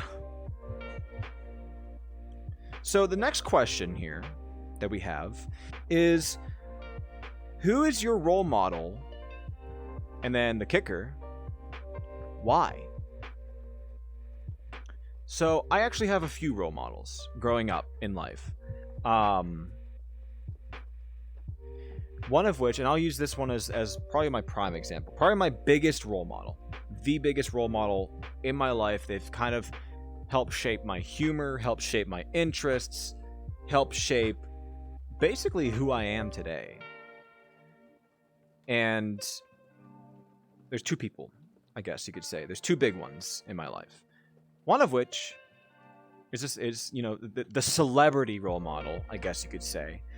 And that is the late Robin Williams. One of the first movies I can recall physically remembering watching as a kid was Aladdin. It is, to date, my favorite Disney movie of all time. And most of it is solely because of Robin Williams' performance in that. Carbon, welcome back. But as I got older, as things went along, and I learned more about him and his life and everything, and finding out all the things after he passed, the relation that I had in my own personality and my own struggles versus what we all end up discovering about what he went through, and despite all that, everything he still did, everything that he still went through and dealt with, like the inspiration from that to continue doing what I'm doing despite all the struggles, I can't even put it into words. He is one of the people that helped shape a lot of my outlook on the world. I watched more than just his positions in movies and everything like that. Like, I watched interviews that he did. When I got older, I watched his stand-up, and let me tell you, this guy is if you've never seen a Robin Williams stand-up, I'm just gonna say you're in for a shock if you know him like only from like Disney movies and stuff like that. Like, let me tell you, this man has a fucking sailor mouth. But he's funny. And he has probably one of the best natural improv senses that I've ever seen in my entire life. Plus, yeah.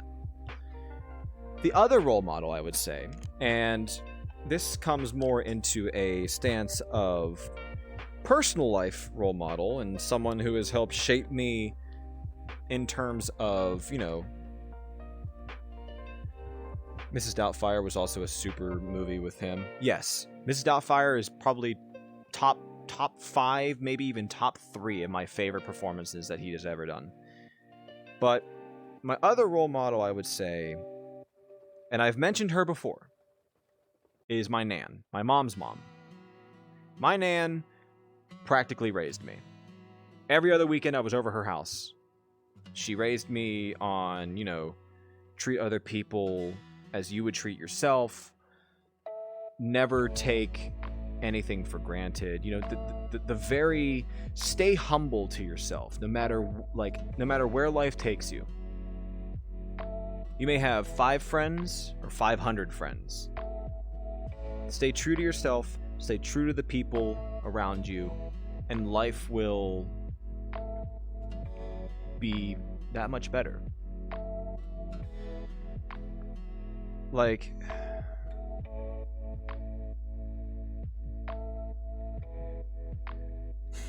she definitely shaped a lot of who I am today, down to etiquette. There's so many things on that list of things that, stuff that I do, things that the parts of the way that I'm like, yeah, I may have inherited certain things from my parents, as, previously mentioned, but some things are inherited, but most things you learn. You learn a lot growing up and everything, so you do. You learn as you grow, and a lot of you have the stuff that's sitting there that's all intrinsic core stuff and instinct and, base talents or base things that you're capable of doing naturally. But yeah, no, like a lot of the stuff that I am today, like a lot of the ways that I am today, I can thank her. A lot of my interests, a lot of my hobbies, a lot of the ways that I just go about my day-to-day life, I got from her. So to my Nan, if you ever watch these, Nan, I love you. Thank you for everything. Thank you for making me who I am today, because I don't know where I'd be without you. So yeah. I told you guys I'd get sentimental and sappy today. It's gonna happen. That's just something that's gonna end up happening on these streams, so I apologize ahead of time. Let's see. What we got next? What's next? You know what? Actually, no. Let's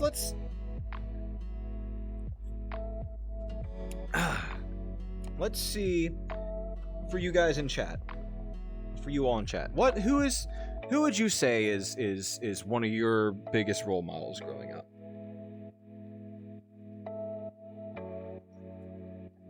I'm very interested actually to see like what you think. Who is someone that has shaped your entire being, I guess you could say. Very good grandparents on both sides of the family. That's good. Grandparents, we love grandparents. We love them. Yeah, sometimes they're old and, they smell weird and just, all the cliche grandparent stuff. But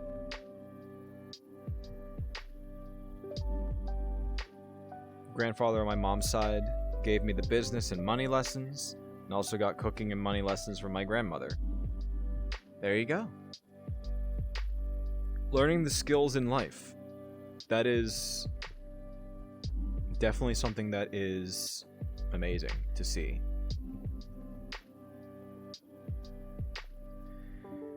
But yeah, no, it's...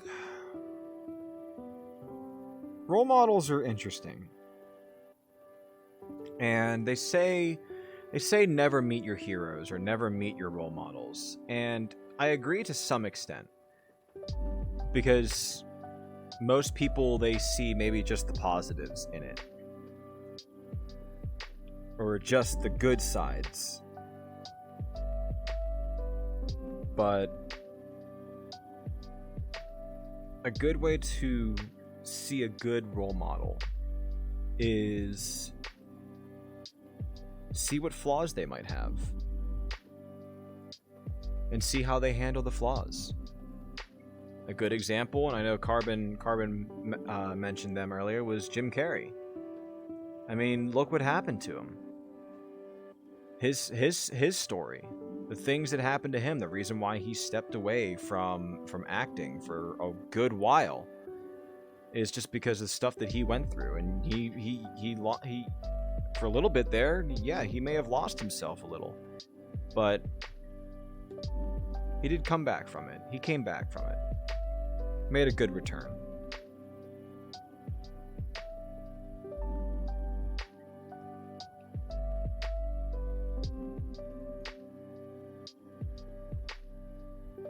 For Danny, your grandmother, visit her every day after school. Always push my creativity and artistic skills, as well as just being nice to people.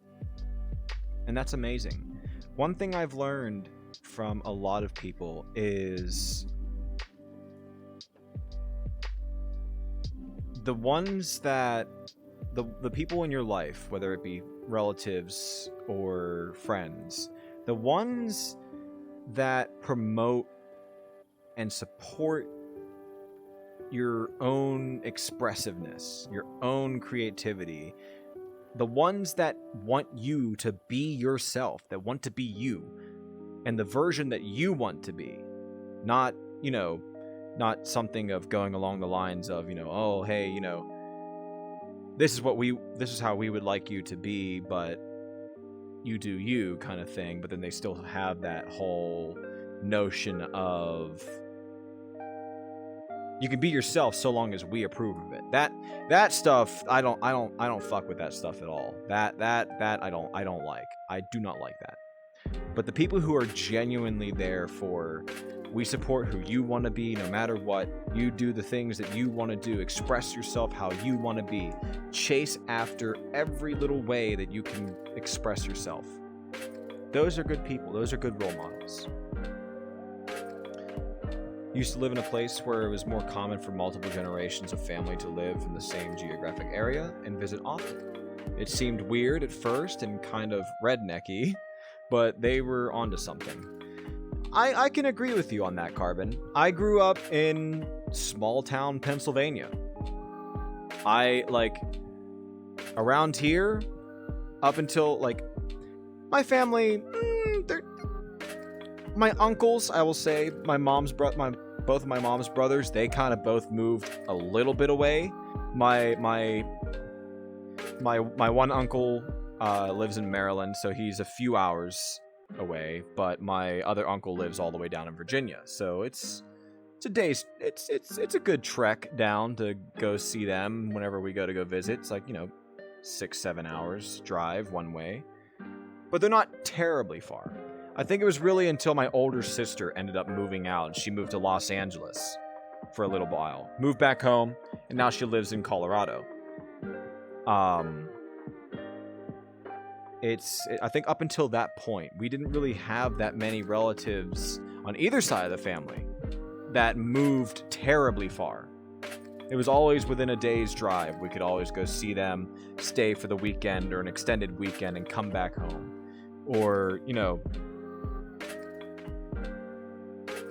here in Ground Zero for furries, basically. I don't know why that's Pennsylvania. I don't know either. Look, I don't understand. There's a lot of us here. There's a lot. And a lot more than I expected there to be. Maybe it's because there's just nothing better to do. Actually, I think that might be a good idea. There's nothing better to do here. To an extent. But, yeah, that would explain why there's a lot of us here. You might be onto something. For Tiger, pretty much my parents, but also my friend that pretty much saved me from myself and how she sees the world, and she opened my mind with so many things. Exactly. That's what I'm talking about. The kinds of people that genuinely are there for you. The kinds of people that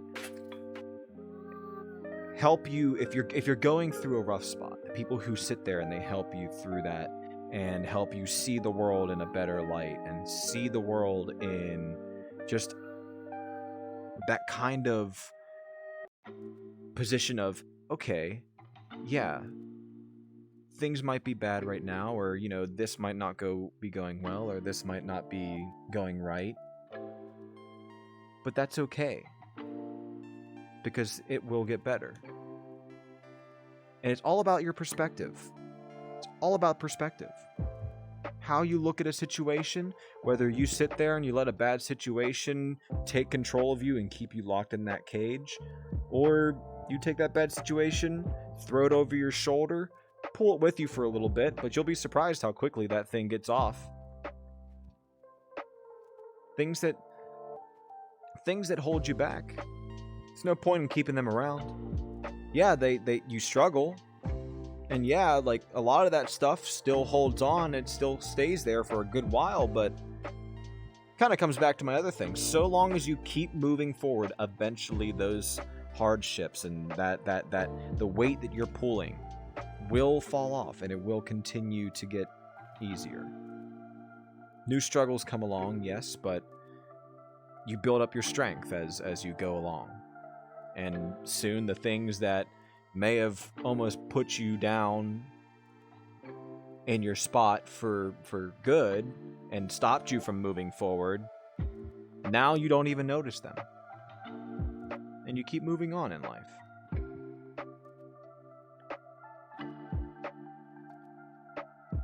Worked for a neat company in Philadelphia for a summer back in 2006 while I was still in college. The company was in Chester. Yeah, Chester, and something that, me growing up, I kind of knew somewhat about the Philadelphia area. I know, there was a bunch of stuff, like, somewhat of the districts, but yeah. A couple in Swarthmore, who rented rooms to their huge house to college students. The company made large format speaker systems for venues and stadiums. Interesting. And I take it there were a lot of the fandom whenever you were there. I have noticed the performance industry with furries is also another one of those industries that kind of like go hand in hand. It's very interesting.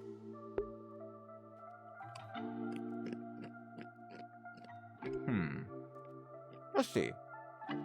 What's next?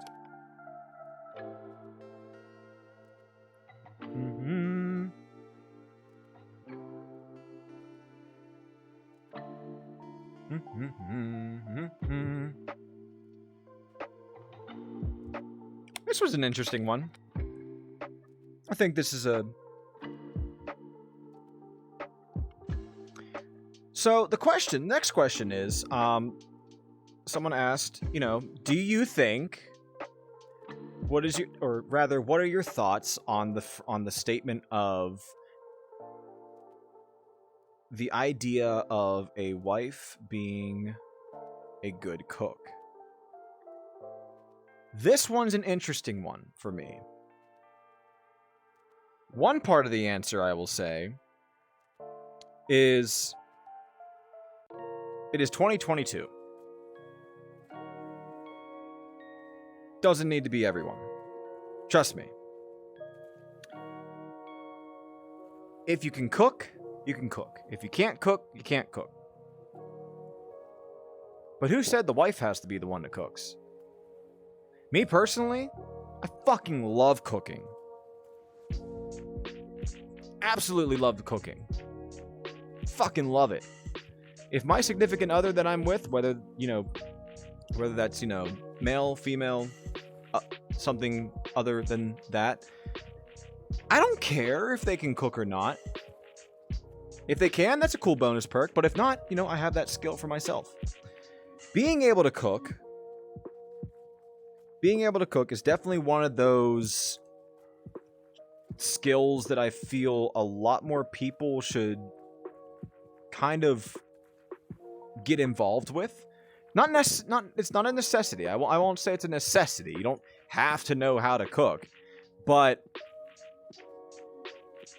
it's a good thing to have. It's a good trait. And granted, not everyone is able to cook. I mean, obviously there's varying levels of it. Some people, might not be able to make a classic beef Wellington from scratch, but ramen packets or spaghetti or grilled cheeses or grilling something that's easy, people can still do that. And if you can't, that's perfectly fine too. Will I make fun of you for it? Maybe a little bit, maybe just a little bit, but nothing says, especially nowadays, nothing says that you have to cook or you have to know how to cook. The connotation of, if the wife has to learn how to cook, they have to know how to cook. Fuck that. In nowadays, in today's time, if you are old enough that you are getting married, you as a person, as an adult, should know at least the basics of cooking. Or the basics of how to make food that isn't just... It's kind of my take on it. It's a little harsh, maybe. But at the same time, harsh question, harsh answer. So, at the end of the day, if you're getting married, if you're old enough to be getting married, and you're doing all that, and you're getting that committed with something, by that point, one of you should know how to cook. Whoever it is. Whether it's, the wife, husband, whoever. Just There's a lot of, and the thing is, there's a lot of easy recipes out there too.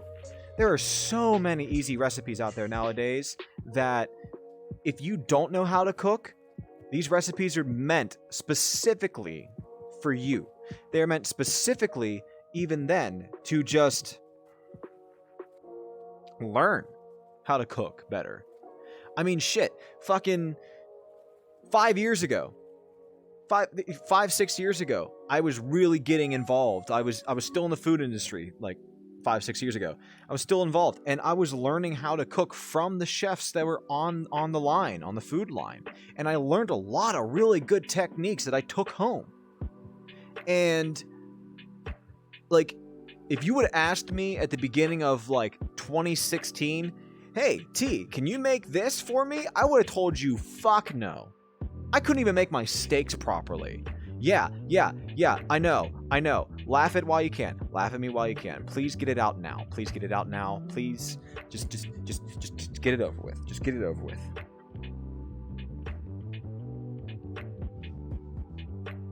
Are you done?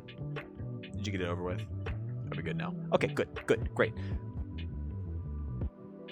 No, but nowadays it's like you learn the techniques as you go over time. You learn the techniques. You learn, different methods, different things to look for. For example, a perfect medium rare steak is an internal temperature of 135. There you go. Thermometers are also your best fucking friend when you're cooking, especially with meat. If you're doing stuff with meat, get a thermometer. Get a thermometer. That thing is your best fucking friend. Can make a few things, but I'm not married, so if I don't do the chores, they don't get done. Yeah, I mean, it just comes down to a sense of self-dependency. Even if you are someone who has been in relationships growing up and stuff like that, like, if you from a young age you were in relationships and you've had that significant other through your whole life, whether it's the same one or multiple, whether you've had that or you've never been with someone in your life, there's still that self-dependency. That's just something that's like something that you as an adult, that's something that you have to take care of yourself, hygiene, keeping things neat and tidy. And I'm not saying everything has to be immaculate, everything has to be top-notch quality, everything has to be perfect, all your clothes need to be folded in perfect little squares with no wrinkles or I don't care about all that, but just so long as you're taking care of yourself, that's what I ask for. And I think a lot of people nowadays kind of get the misconception of, if you're not doing everything to the point where it looks like it's in a brochure for a new house where everything's all neat and tidy and clean and dust free and everything's all super sparkly, then you're failing at life. No. You can relax whenever you want to. You can be more laid back if you want to. No one's saying you have to be like a Beverly Hills mansion level, clean and tidy and organized. Like, no, you I would show you a picture of my room right now, but I am actually a little bit embarrassed because I just did laundry and there's currently a massive pile of clothes on my bed. But my floors are clean. I sweep my floors, everything like that. I take care. I clean up after myself whenever I do. So yeah. 2 men at my job are the one that cook because their wife can't cook, so gender doesn't mean anything. Exactly, Tiger. Exactly. I've usually always really been, I'm used to it. I'm used to being the one in a relationship, being the one that cooks the food and stuff and makes the food, because that's how I grew up. My dad, I learned that from my dad. My dad absolutely loves to cook. And he has got my mother more passionate about cooking. My dad has a smoker. He built his own working rotisserie over an open campfire. He built his own thing from scratch. It's automatic. It rotates automatically and everything. He even added on a barrel around it to smoke and do barbecue. Like, when I say this man loves cooking, him and my mother, they're pretty well off financially now. Now that he's got his job, he's close to retirement, but he's so high up in the ranks of his workplace that, like, he's got a good amount of money. He's getting to that point where he retires and his 401k and all that stuff, he's set for retirement. They just spent, I want to say, a cool $10,000 on a new kitchen at their in their home, and oh my god, it's not my dream kitchen. It's not my dream kitchen, but it's pretty damn good. It is definitely one of the nicest kitchens I've ever seen. And knowing my dad and knowing how much he loves to cook, like, my dad is one of those people that he will experiment with, like, different things, like different methods, different spices. I told him he could probably start his own fucking channel if he wanted to, just off the things that he does. But yeah, like, it doesn't just have to be the wife. It doesn't just have to be the husband. It could be both of you. It could be neither of you. But yeah, no. I have a new car and I'm polishing it with Windex and buying expensive car washes. Some rooms of my apartment are also cleaner, like my bathroom and the second bedroom, and the kitchen is either clean or it's a disaster and no in between. Exactly. For me, growing up, my mother was more the neat freak. My dad, that's one thing I've learned. Like, my dad, like, if it wasn't a public area, if it was like, you know, his office or his storage room, that place was a fucking tornado. But guaranteed, my dad also being the neurodivergent one in the family, he and I shared the idea of, I don't care how messy or how disorganized it looks, everything is exactly where we need it to be. Where we memorize it is exactly where we put it. Do not touch it. You will fuck up our system of chaos. My mother didn't understand that. My mother would... Those two would butt their heads so many times because my dad would have things exactly where he remembered them being and exactly where he had them. But my mother couldn't stand the, like, clutter that it would get to sometimes. And I kind of understand. I mean, I don't like too much clutter. I get really anxious around too much clutter. So I guess I kind of got the mix of both worlds. But seeing her try to move something or, like, clean up in whenever I was younger, like my room would get a little bit on the messier side. You know, I would keep my clothes in order and stuff like that. But, you know, knickknacks and, you know, things lying around that, you know, come back to, like a flash drive or like my phone or my wallet, you know, stuff like that. And she would come in and just start cleaning, and I would come in, I'm not knowing where the fuck anything is. It's so, yeah, it was that kind of thing. But I'm definitely one of those people that if it's not, I've adopted my dad's sense of looking into this, is your common areas, like your living room, your dining room, your kitchen, your bathroom, your main bathroom, like your guest bathroom. Those are the ones that you keep the cleanest because that's ones that your guests will see. It's about being a good host. Guests or friends come over. You want that to be clean. You want that to be nice. Your fucking bedroom, I do not care. As long as there's no, like, overwhelming, like, stench coming out of there, or you can't see the floor with the amount of layers of clothing and other stuff or garbage that's in there. That's it's getting a little bit too far. But, like, as long as it doesn't have to be immaculate if it's not a public area in your house or your home or your apartment, even wherever it is that you are staying. That's my take on it, at least. A friend of mine in another state has learned how to make awesome barbecue way beyond anything I've ever had in a restaurant. So, funny thing about that. A good buddy of mine that I used to work with when I was still in the food industry, there is a company that I used to work for called Mission Barbecue. If you're familiar with the brand, kudos to you. If not, the best way to describe it is it's a barbecue joint. It's a chain barbecue place, But one of the things I will definitely say, I have worked at a lot of restaurants growing up and throughout the years. And I've worked in a lot of restaurants. I've been to a lot of places. There are 2 places that I've ever worked out of the 30 odd some different restaurants that I've worked at in my life. There are 2 that I could say that every single day I got a free meal from them. I never got tired of the food. Never. Their techniques that they have is just... And one of my buddies actually used a lot of those techniques that he learned. He was probably one of the best cooks in the back of that, in that restaurant.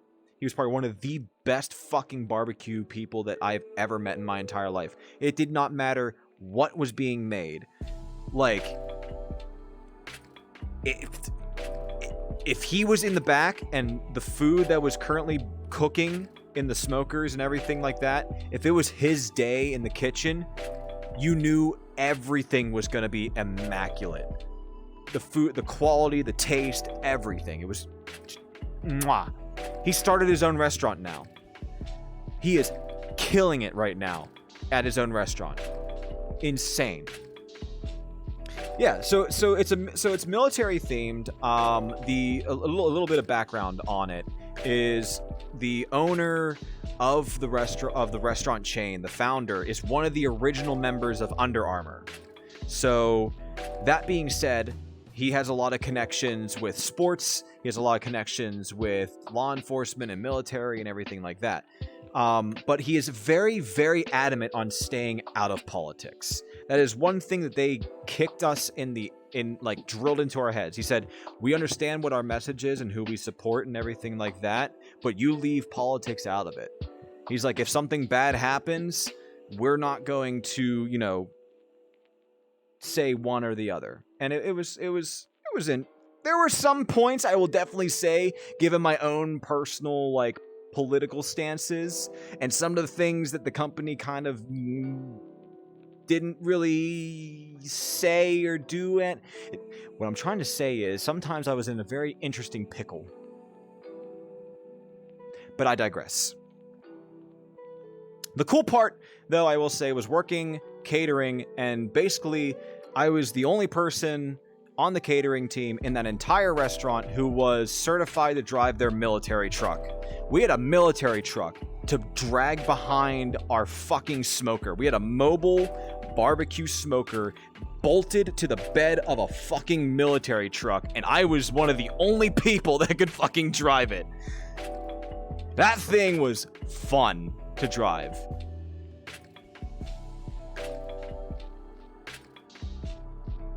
But yeah.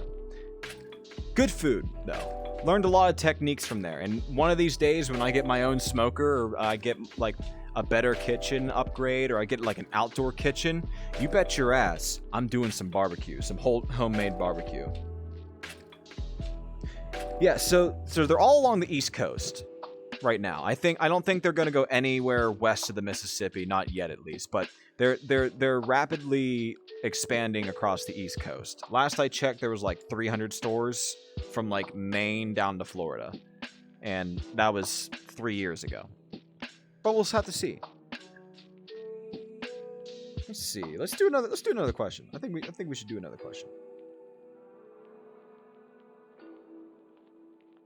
Okay. Do you think roses are... This is a simple question. Easy question this time. Do you think roses are pretty or not? What's the vibe? We are welcome back to the WahCast. Dell. We're back here. I've lost my mind over here. I've been answering some questions. Actually, if anyone's interested in asking more questions for me, feel free to do so. The link to the telonym should be in the About section here on Twitch. So if you want to ask a question, by all means, I'll be answering them as they come in. But as we go along, the next question, simple question. I like that. I like simple questions. I like the deep questions. Don't get me wrong. I love the deep questions, but I like the simple ones too. In this case, do I think roses are pretty? I will definitely be one of those guys that will sit there and say, I don't mind flowers. I think flowers are actually really fucking nice. I like flowers.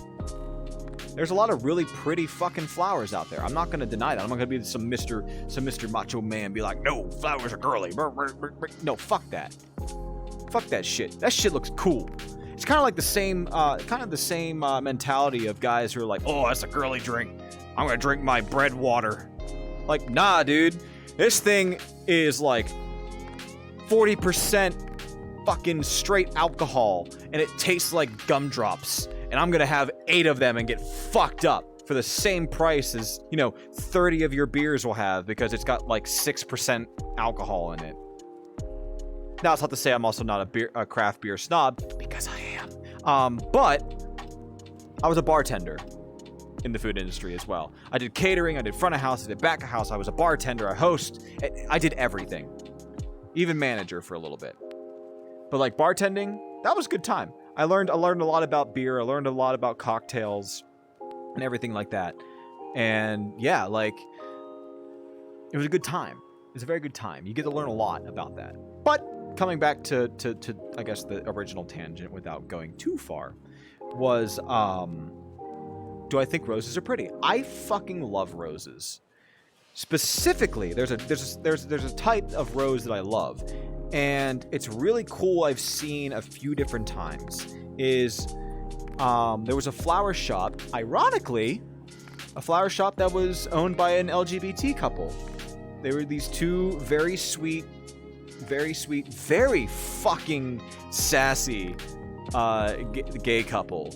These two guys, I think they have to be in their late 40s now, if not mid 50s now. Hilarious fucking gay couple. They are the almost kind of embarrassingly stereotypical types, super affectionate with each other, very flamboyant, the gestures, the tone of voice, the attitude that they have in the snarkiness and everything, just everything. But they are genuinely amazing people. What they would do with their roses throughout the year, they would get them, I forget who their supplier was, but they would tell us that they were like one of 3 stores in the entire East Coast that were allowed to have the roses from this particular farm. Like, they can't even say where the farm was. That's how confidential this was.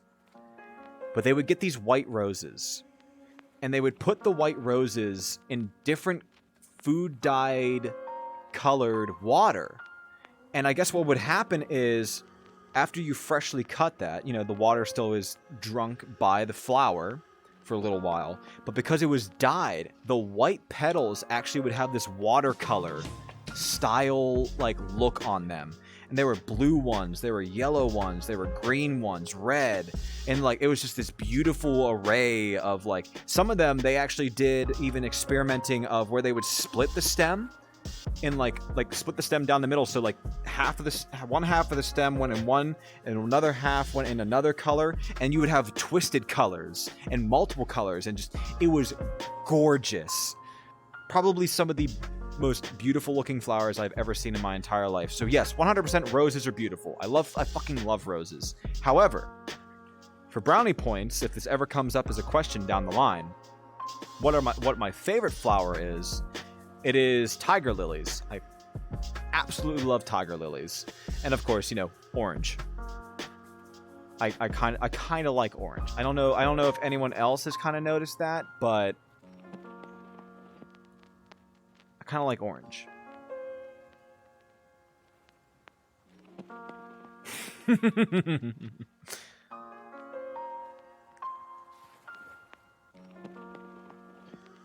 Did that at school with a white flower too. It's impressive to see the mix of color you can make. Yeah, no, you would be amazed at the things that Mother Nature can do naturally that, we can try and synthesize. We can try and get close to that, but seeing it happen naturally and just the intricacies that a natural form can do it with is just... Voltaic, how you doing, buddy? It's good to see you. How's that smile going? For those of you who don't know, chat, Voltaic here, he is an amazing being. He has a fashion sense like no other. And this man has a smile that you can physically feel the radiation coming off of. It is a beaming smile.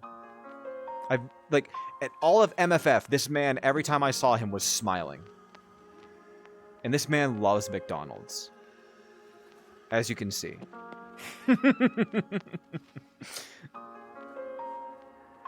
Voltaic, don't you start your shit with me. You fucking smiled the whole damn way. You and that hat of yours.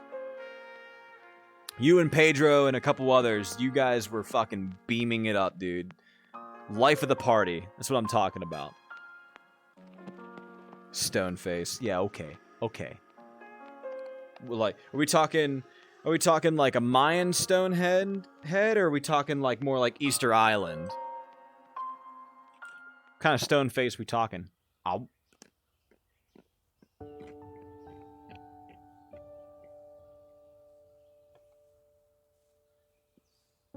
Some people really hate McDonald's and other fast foods, but I have respect for McDonald's, and I will occasionally even stop there. Oh, yeah, no. Trust me. I still stay. I still have my stance on McDonald's from the tier list stream that I had a few weeks back. That doesn't mean I don't like it though. I'll still stop there. I mean, I literally had McDonald's. What's today? Wednesday. I had McDonald's on Saturday. I had it on Saturday night. So I don't hate McDonald's. I just think there are better options as well. But I digress. It's also cheap. I like it for its price. Let's see. What else we got?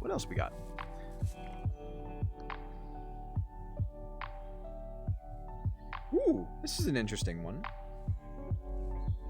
I think this will be a good way to kind of go into a segment to kind of wrap things up. And this question here, it is, what is your opinion of people getting their pets from a breeder? So, as someone who is a historian, not certified. I don't have my certifications for historians. I can't access archives or anything like that. But I did go to college for history, a history degree, as well as a couple other things. And I did learn a lot. And as a historian, you have that mentality of, I like learning about history of things. And like 99% of all breeds of animal that are out there right now, domesticated in this case, we'll use dogs and cats and stuff like that. 99% of them are not, they're custom bred. There's years and years and years of crossbreeding and creating new breeds and localized species and everything like that. I could go into the whole thing. And there's a lot out there. The issues I have, though, with buying from breeders, however, is I know a good while back you had a lot of controversies over places like PetSmart or Petco, only getting animals from what are basically, for lack of better words, puppy mills or animal mills, where basically it's a breeder who just pumps out babies and litters one after the other, and it's just horrendous practices. It is genuinely like what I would consider animal cruelty from start to finish for both the breeder animal and all the offspring, because and it's and you make a very good point, Carbon, of the fact of like purebred animals have a lot of issues, and 9 times out of 10 the whole like elitism of I'm purebred, okay, cool, you're genetically weaker than like, like crossbreeding and stuff. Because what ends up happening, and I don't correct me if I'm wrong on this, to my understanding with the biology of it, is you keep going in the same line, eventually you start losing the natural adaptations that keep, things kind of genetically stronger in terms of like health issues and stuff like that. Like, it's interesting to see, because you can go the opposite way entirely. The best example I can use of that is pugs. Pugs are literally not a natural breed of dog. That is the culmination of generations of crossbreeding in the worst possible way. And I don't know. I know pugs are cute. I know they're adorable, but like the amount of health problems that they naturally have because of it is just, yeah. It's just, yeah. Buying from a breeder is good, but you usually, Dash, how you doing, buddy? Good to see you, Dash. Buying from a breeder is good if it's a small breeder. If it's a small breeder, like a family-owned breeder, where, like, okay, maybe they have another litter of puppies maybe every 2-3 years, or they rotate out, like, maybe like this dog here will have puppies and they never breed them again. They retire them after one litter and go with that. That's what I would say is a healthy practice of buying from breeders. But the issue you have is a lot of these bigger companies, these big like corporate companies, they buy what I would consider a commercial breeder, and that's where things really get kind of fucky. The practices and the animal cruelty and the abuse from that. And then you also have to consider the notion of like people who don't end up getting the puppies. Like yeah, great, that's great. Like I love that you're bringing that dog into a good home. Hopefully, I'm hoping it's going into a good home. Like, hopefully these animals are going into a good home and they are being raised up in a good family with a good long life ahead of them. But sometimes that doesn't always work. Doesn't always work out, Maybe, something comes up that, the family can't support the animal anymore and they have to give them away. But another thing you have to consider is if the supply is bigger than the demand, those puppies have to go somewhere. And they usually end up in shelters, or they usually end up in other places that I'd rather not talk about right now. And when it comes down to it, yes, if you're buying from small local breeders who are do your research, I would say. Do your research on breeders, see if they're going with good practices, see how often they have litters coming out, see if it's from the same dog each time. Just a lot of things to consider if you're going to buy from breeder. But at the end of the day, if you would hand me two cards, one card is I choose to buy from a breeder, or I choose to buy from a shelter. I'm going to choose the shelter every day, because it's I would rather get a dog who is middle-aged or older, or any dog that's any age. I would rather get them from a shelter and give them that chance of a good life, rather than getting them as a puppy from a breeder. I would take that opportunity to do that over a breeder any day, because with puppies, yeah, I mean, yeah, they're born puppy. Congratulations, they're in the world now. But a thing to consider, and it's a thing that I think of whenever I run this through my head, is the shelters exist for a reason. These dogs or these cats or these pets in general are in these shelters for a reason. There's a reason how they ended up in this place, and 99% of the time, it's never a good reason. I would rather give those animals a chance, a second chance to have what they deserve, than neglect that. And this is just my own morals. My own morals of, I would rather give that dog another chance at a good life, a good long life, no matter how old they are. They could be 4 months old puppy that someone was like, okay, they're too crazy for us, we don't want this, get out of here, go to the shelter. Or,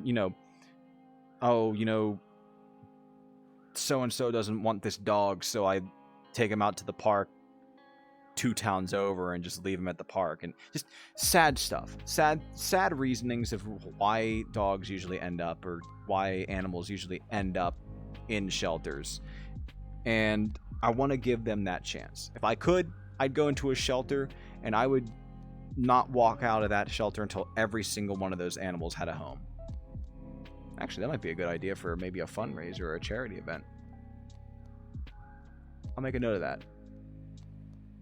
Down the line, when if we get a little bit more of a bigger following, something to start supporting charity funds and everything like that, I think that might be something I might do, is go to a local shelter and do a fundraiser and see if we can get some good boys and good girls all adopted. Yeah, I think that's a good idea for down the line. Sounds like a good plan to me. I don't know about you guys, but yeah. It's really not. Pet ownership is not an easy thing. I will definitely agree with you on that. And believe it or not, something that a lot of people really don't consider either is, as someone who at one point had their place of residency as a certified sanctuary for animals, I about 4 or 5 years ago, a little bit before COVID, I lived in another part of town, and me and a buddy of mine and the person who I was seeing at the time, we all collectively took care of reptiles.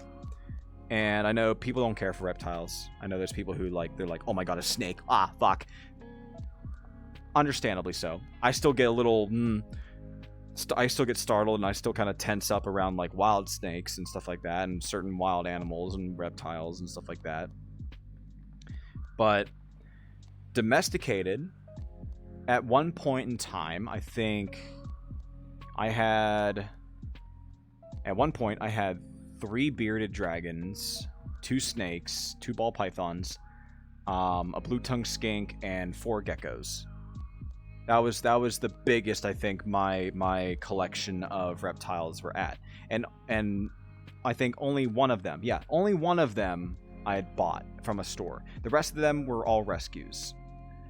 And we basically, me and my 2 housemates at the time, we basically went around. We would get calls of like, hey, this person is looking to get rid of their pet, or we've got some, notion of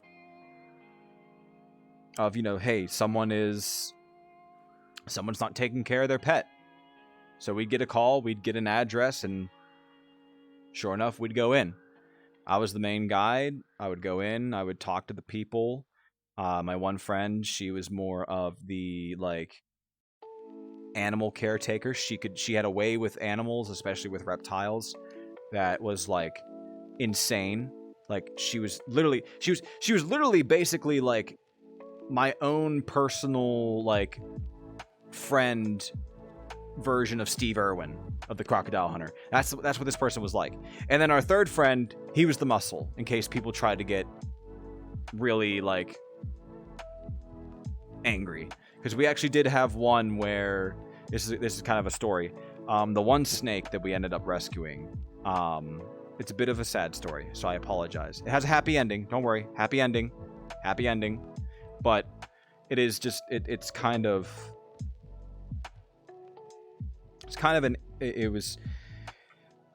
I still kind of get a little emotional about it because just experiencing that kind of really messed with me. We got the call that someone had a snake that they didn't want to take care of, and we're like, okay, cool, fine, we'll go over, we'll talk to them, and we'll see what's going on, what the situation is, and assess how bad the situation is, whether it's going to be an immediate evac of the animal, because we would do that. We would have times where we were actually like, when we would get these calls, sometimes we even had a police officer with us to make sure that like people knew we were doing this legally.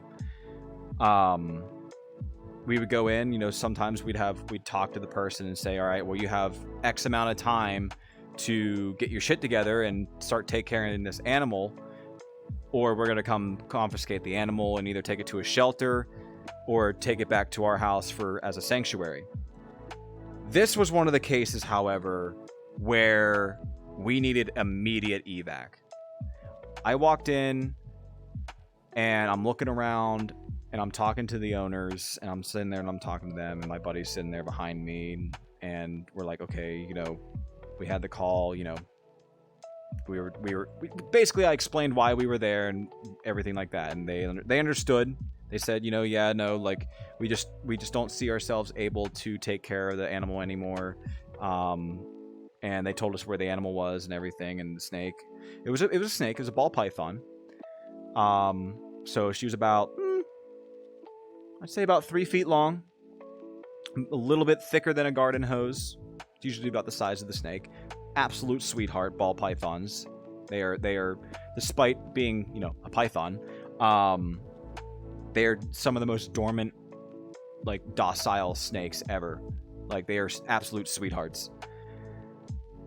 This snake, I am so fucking thankful that we got there when we did. And genuinely, to this day, I do not understand how she was able to survive as long as she did. These people... Now, obviously, I'm not going to give information. I legally can't give information of who these people were or anything like that. I just, more or less, I'm just kind of retelling the story of what transpired.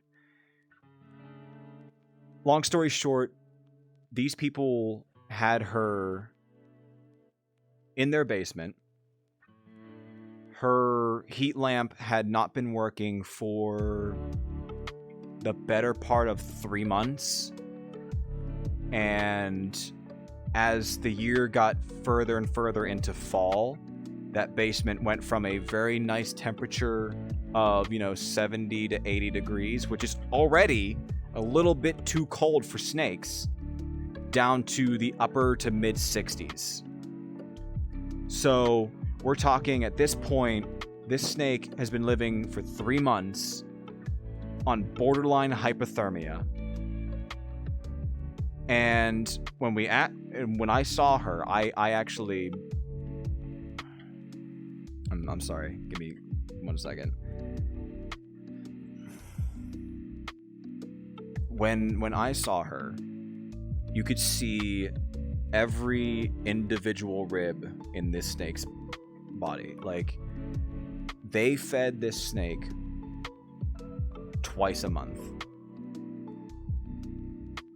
So not only was she freezing almost constantly, but they were feeding her almost 4 times less often than when you're supposed to feed a snake. Most snakes of that size, you are supposed to feed once or twice a week, depending on how active your snake is. Some can go longer, some can go shorter. But once or twice a month,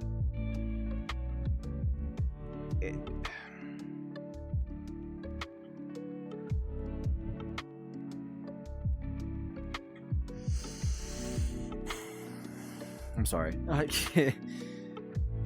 it still does kind of get to me seeing how she was and just the situation she was in. Fuck. I just...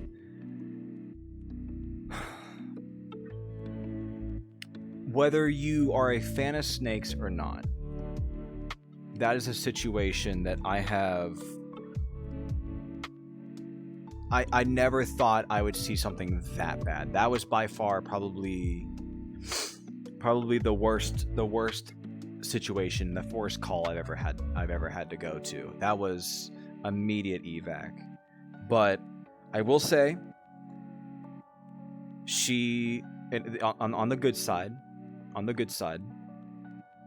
she made a full recovery. I actually know where she still is. We ended up finding her age. We ended up naming her as well. We ended up naming her what was it? Floria? Yeah, Floria.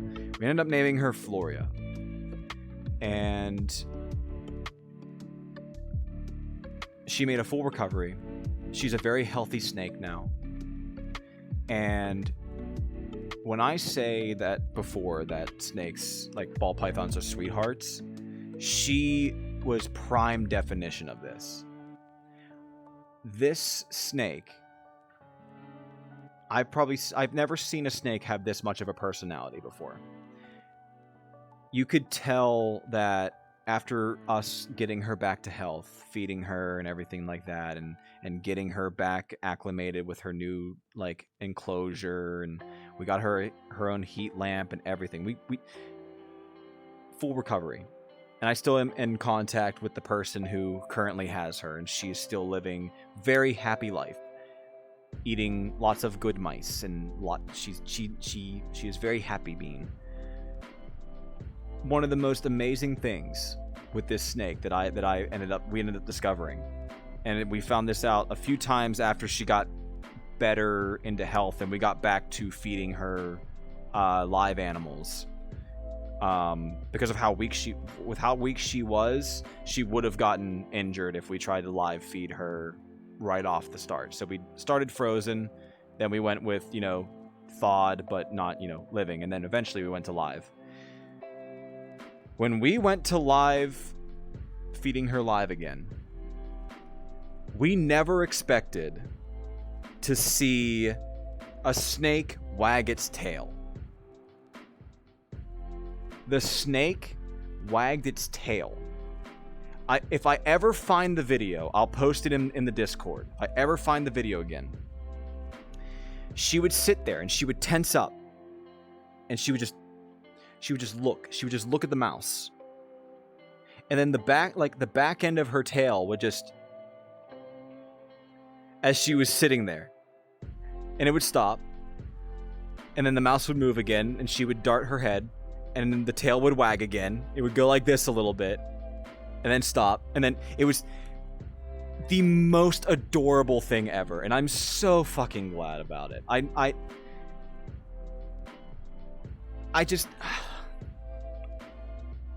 really glad that she's living a good life. As can be said the same for all my reptiles.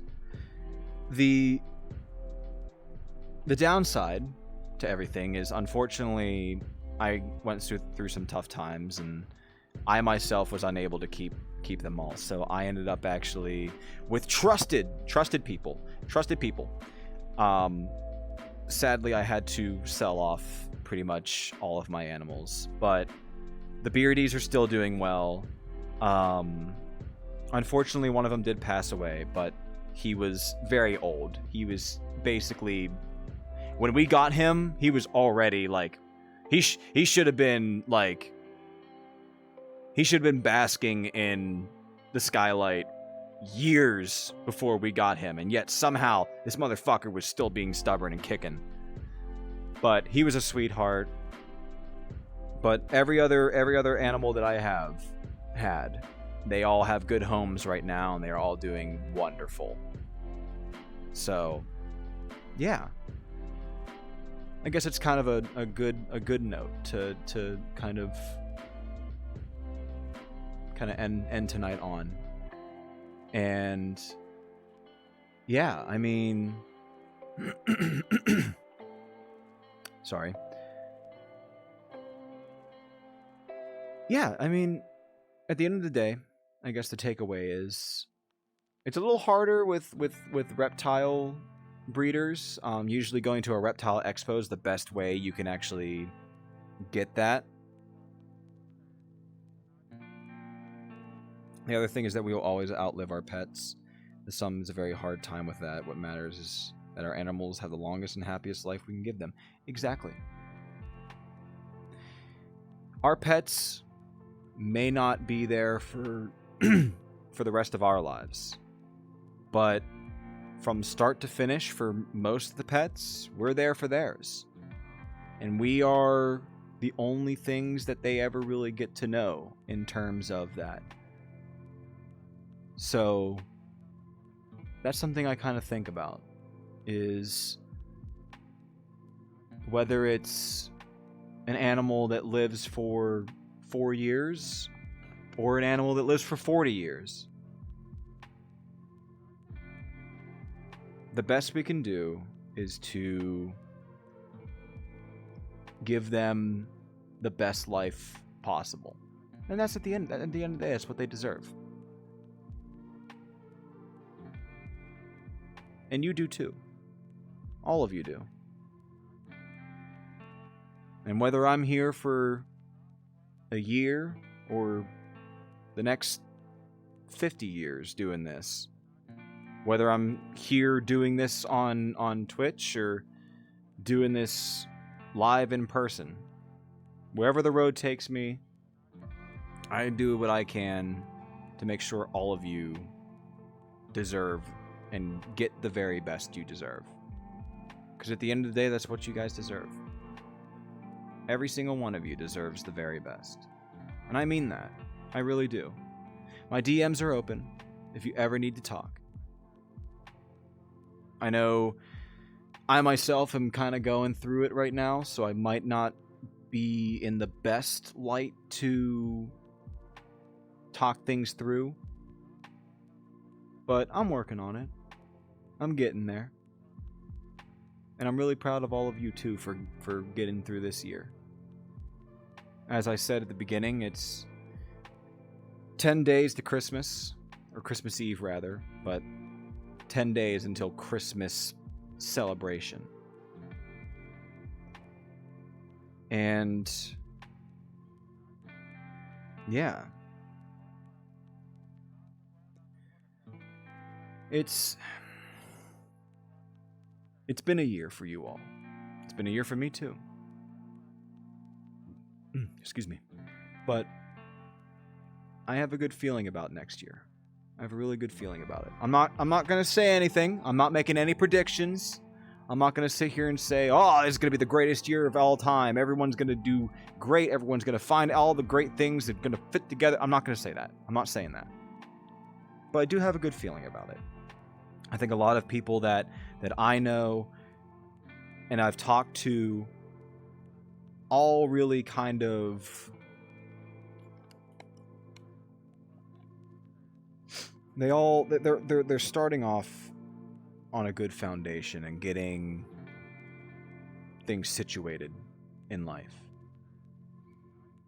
And I think that's a good point. We're all really at a good point. So yeah, keep up the good work. This Durg is really proud of you all. You're all amazing beings. Keep up the good work. And yeah, I should be around Friday. To my knowledge, I don't think I have anything going on, but I might not be here Monday. I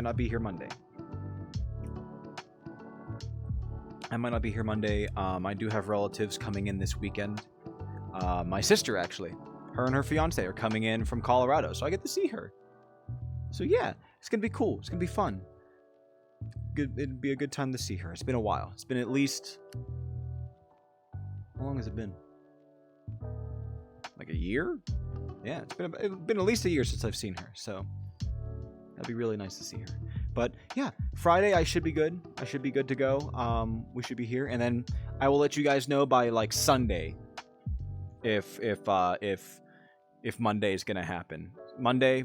Friday, I don't know what's gonna happen yet. Might be something crazy, might not be. Who knows? Get up to some crazy antics on Fridays. Definitely gonna be a boozy stream. It's Friday. We gotta do it. We gotta do it. It's gotta be a fun way. Good way to end the weekend, especially this close to the holidays. We gotta get into the holiday season. No, I'm not drinking eggnog. Do not ask me to drink eggnog. I hate it. I have had it before. No. But there's other stuff I can drink. But yeah, I mean, then Monday we'll be back on Valheim now that I got that working again. So you'll be seeing us there on Valheim, being Viking furries. Hopefully, I have my character model updated too, so that'll be good too. But yeah, in the meantime, you all have a great rest of your evening and a great rest of your night. Well, yeah, that's the same thing. Great rest of your night, a great rest of your week, and I'll see you all on Friday. But for now, this is Trigo. This is me, the boy, and this is the weekly WahCast. This has been the weekly WahCast, rather. And yeah, I think I did. I think we did pretty good for the first one. Proud of you too. And would you try the Phasmo event? That's true. I did see you talking about that. So maybe Friday will be boozy, festive Phasmophobia. Ooh, that's actually a really good question. I like that. That's a good idea. I might do that. Thank you for the suggestion. But in the meantime, I am going to depart. You all take care of yourselves. And if you ever see me hanging out in the VC or anything, feel free to stop by and say hi. I should be around a little bit more often. I'm going to try and get a little bit more involved with the community and everything like that. So, but yeah, you all have a great rest of your night. Let me see real quick. I'm going to see something real quick. Let's see if we can raid someone. Oh, I know who we can raid. I know exactly who we can raid. Hee.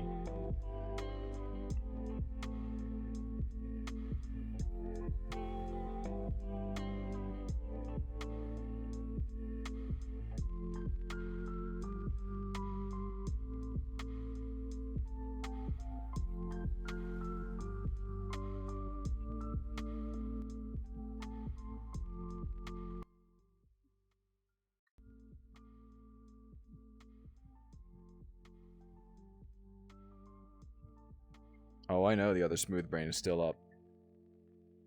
You know exactly where I'm going, Tiger.